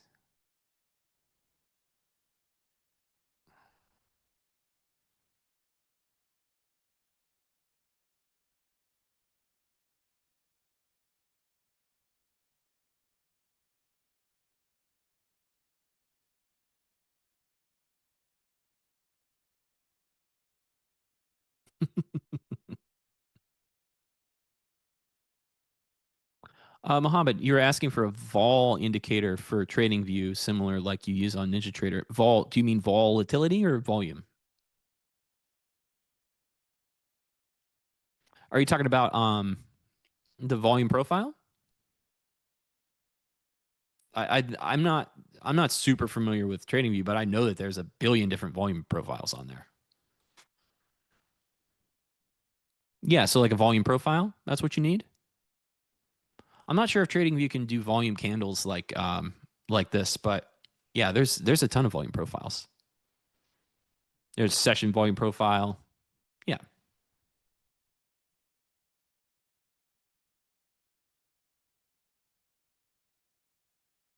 Yeah, just Google TradingView volume profile and it'll show you, all the free ones. And there's ones like you can see volume of a, specific range.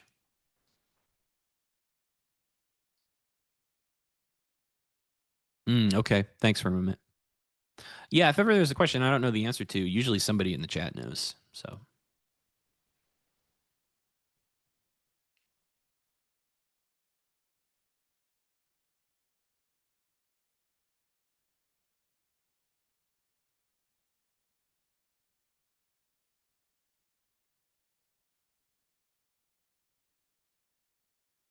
yeah, we're just gonna be in this trade for the rest of our lives.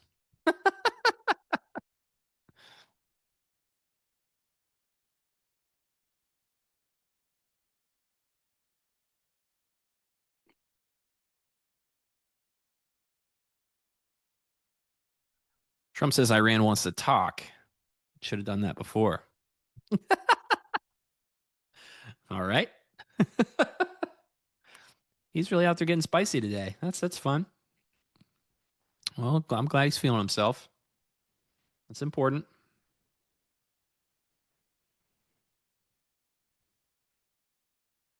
You know, I'd really like to get out of this trade so that we can do the stats. We have to do the stats still.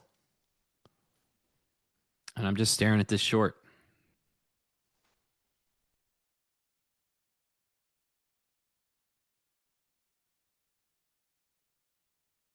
Oh, that sucks, homie. I'm sorry you're going through that.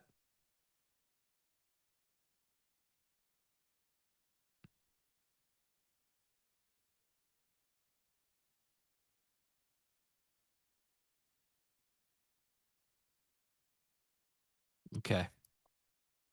Seller's last stand.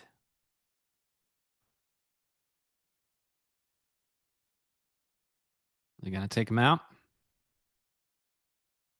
Seems so.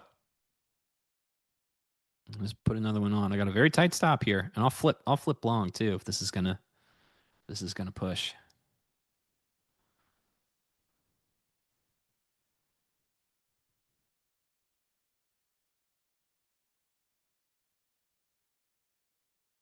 I still like this excess up here. Okay, I added 202. And again, you know how I am with shorts. I need to get out of there quick if I'm going to get out.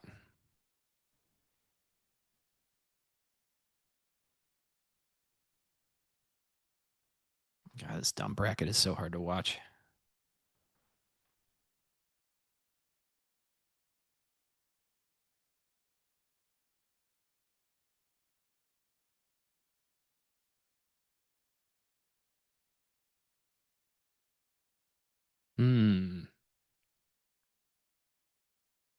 What you got, bid? You going to do it?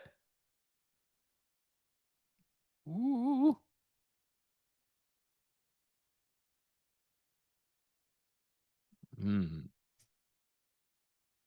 I think the short's in trouble, folks.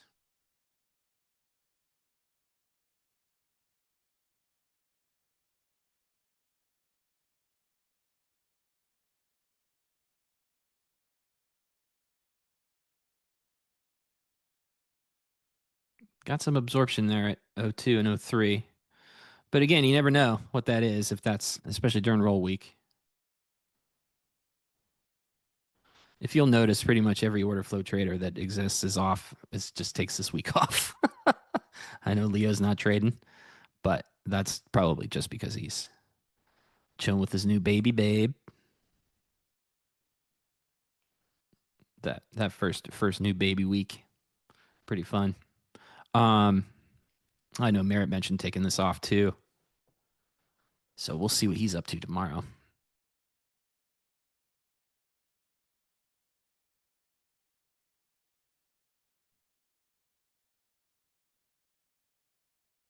You think it's going to meander some more, Omid? Fair. I mean, it might.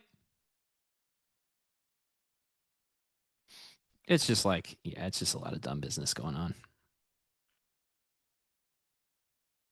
They just pushed like 70 lots and then pulled them off, and then this is just mind-numbing, frustrating action.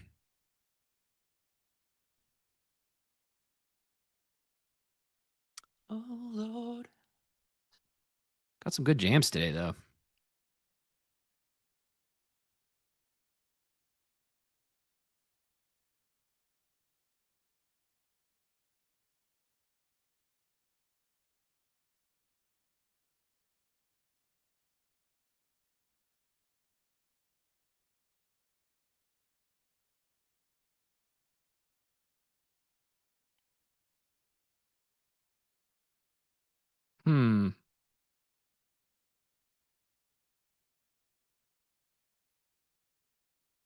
So brutal. It wants to puke. It's that how, that's the vibe, but the problem with the vibe when you can't trust the order flow is it's not the same vibe.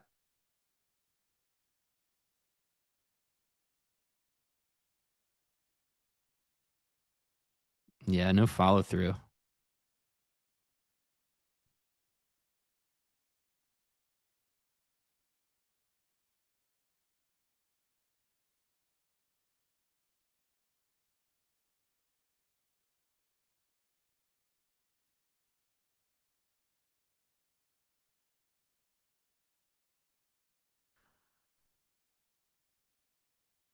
Every song I sung.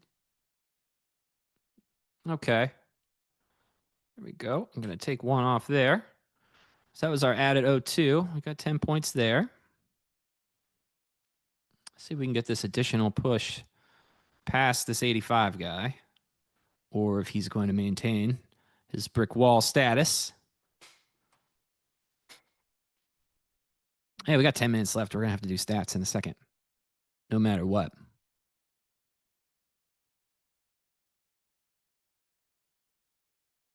Young Bleezy, you still on June? What are you still doing on June for?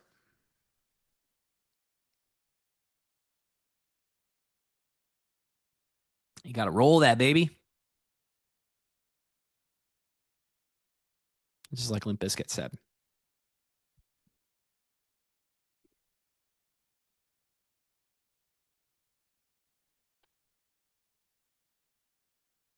Yeah, I don't think it's so much active participants in ES. It's just what happens, man. You know, the volume is split. And that's why you know, if you look at the ES book, you'll see, you know, instead of seeing hundreds stacked up, you'll see you know, 50, 30. So it's gonna move around a little bit more. Hey, we gonna get that low? Hey, we did. I'll tuck them. Don't want to be a D for a T on that. Hey, this short's kind of working, guys. How about that?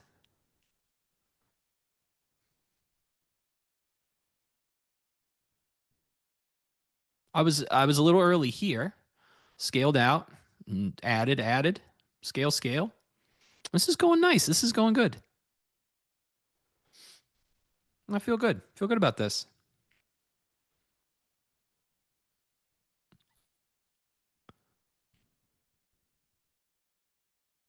Okay, yep. That's still a lot of open interest. Fair enough. Fair enough, young Gleazy. I feel you. Yeah, if you don't do it beforehand, I mean, that's why Tanya asked if I traded the New York Open just in my personal, and like I didn't, because once I got on, it was like, hey, time to roll, bud. So okay, sounds good. All right, let's look at our stats. This is week 3. Pull this up. There we go, and do some zooming. I think that's about too big. There we go. That's about as big as I can make it. All right, so this is last week, Monday the 9th through Friday the 13th. For those of you who are big Jason fans. And I actually traded every day last week. I was on Monday through Friday in some way. No, that's not true. That's not true. I didn't trade Wednesday, but I was on to talk to Jared. All right, that's where I was confused. Okay, so this is 4 days worth of trading: Monday, Tuesday, Thursday, Friday. I did take Wednesday off. And yeah, everything is pretty good. This is pretty standard. This is where I like to live. The average win to average loss ratio, 1.27. Cool. Good to go. Win percent, 55.42%. That's high. So that's cool. Yeah, not really much standing out here to me. Yeah, just business as usual, which I'm happy with. My average May is 34.61 and MFE is 45.71. So that distance is getting a little. That's closing a gap there, and I think that pretty sure that this is because of you know, we had some extremely small range days, and you know, I talked about like NQ was really slow on Monday and Tuesday last week. It picked back up later in the week, but I think that May MFE difference there is primarily due to that. I did talk about if we were going to keep getting that sort of action into the summer, I am going to have to move around my risk a little bit. Like for example, I will, move up to 6 lots and tighten the stop. That way we can, capture, the moves that are in front of us, not the moves that the past market is telling us we should expect. So, but yeah, yeah, I feel pretty good about it. My, oh, whoa, hold on. Hey, we did it. I'll take off there. Hey, that was great. Yeah, definitely some selling still coming in. We almost got that VWAP touch. ES came down and touched its VWAP, so yeah, I'm happy. I'm happy to get that. We ran this guy finally. It was a good trade.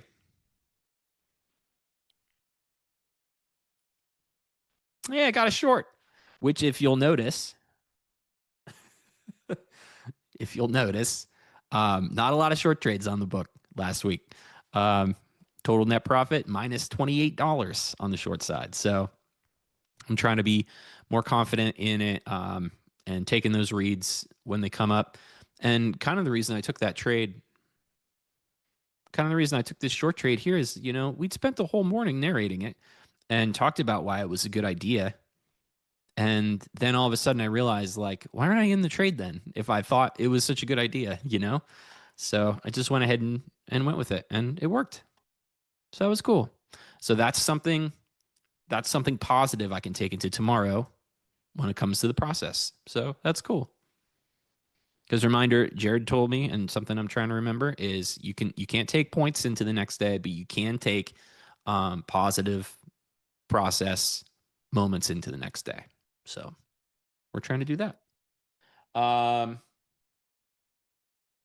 yeah, so this is week 3. We've negated that first crappy week, and now we're on track. Yeah, I feel good. Any questions?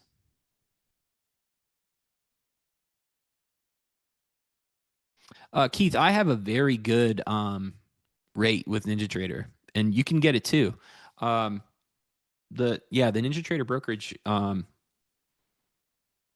rates are quite good, very competitive.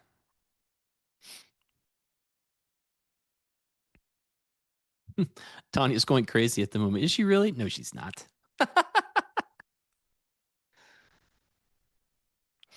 All right.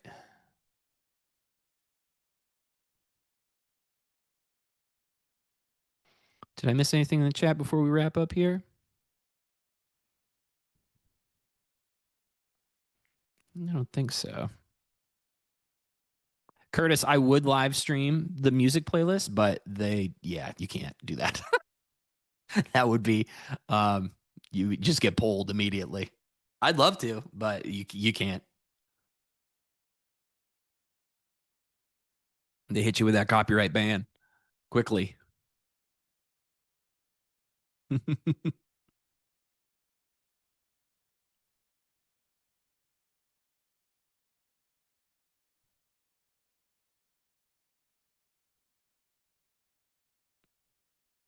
Alfonso, I'm not selling anything, bud. I don't sell anything except contracts. Occasionally I sell contracts to other market participants.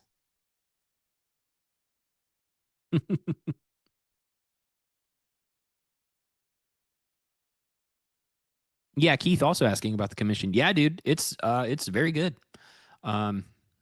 There's a couple different things you can do. So I trade a lot. Hold on, let's pull that back up. It's noon, so I got to bail. I don't want to make my team wait here forever. But yeah, 166 total trades.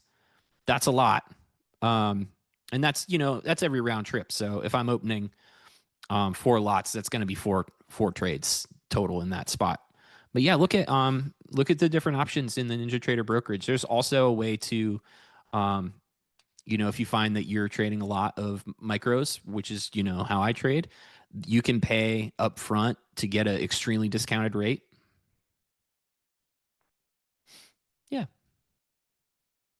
Oh, that's right. I am selling FOMC cards.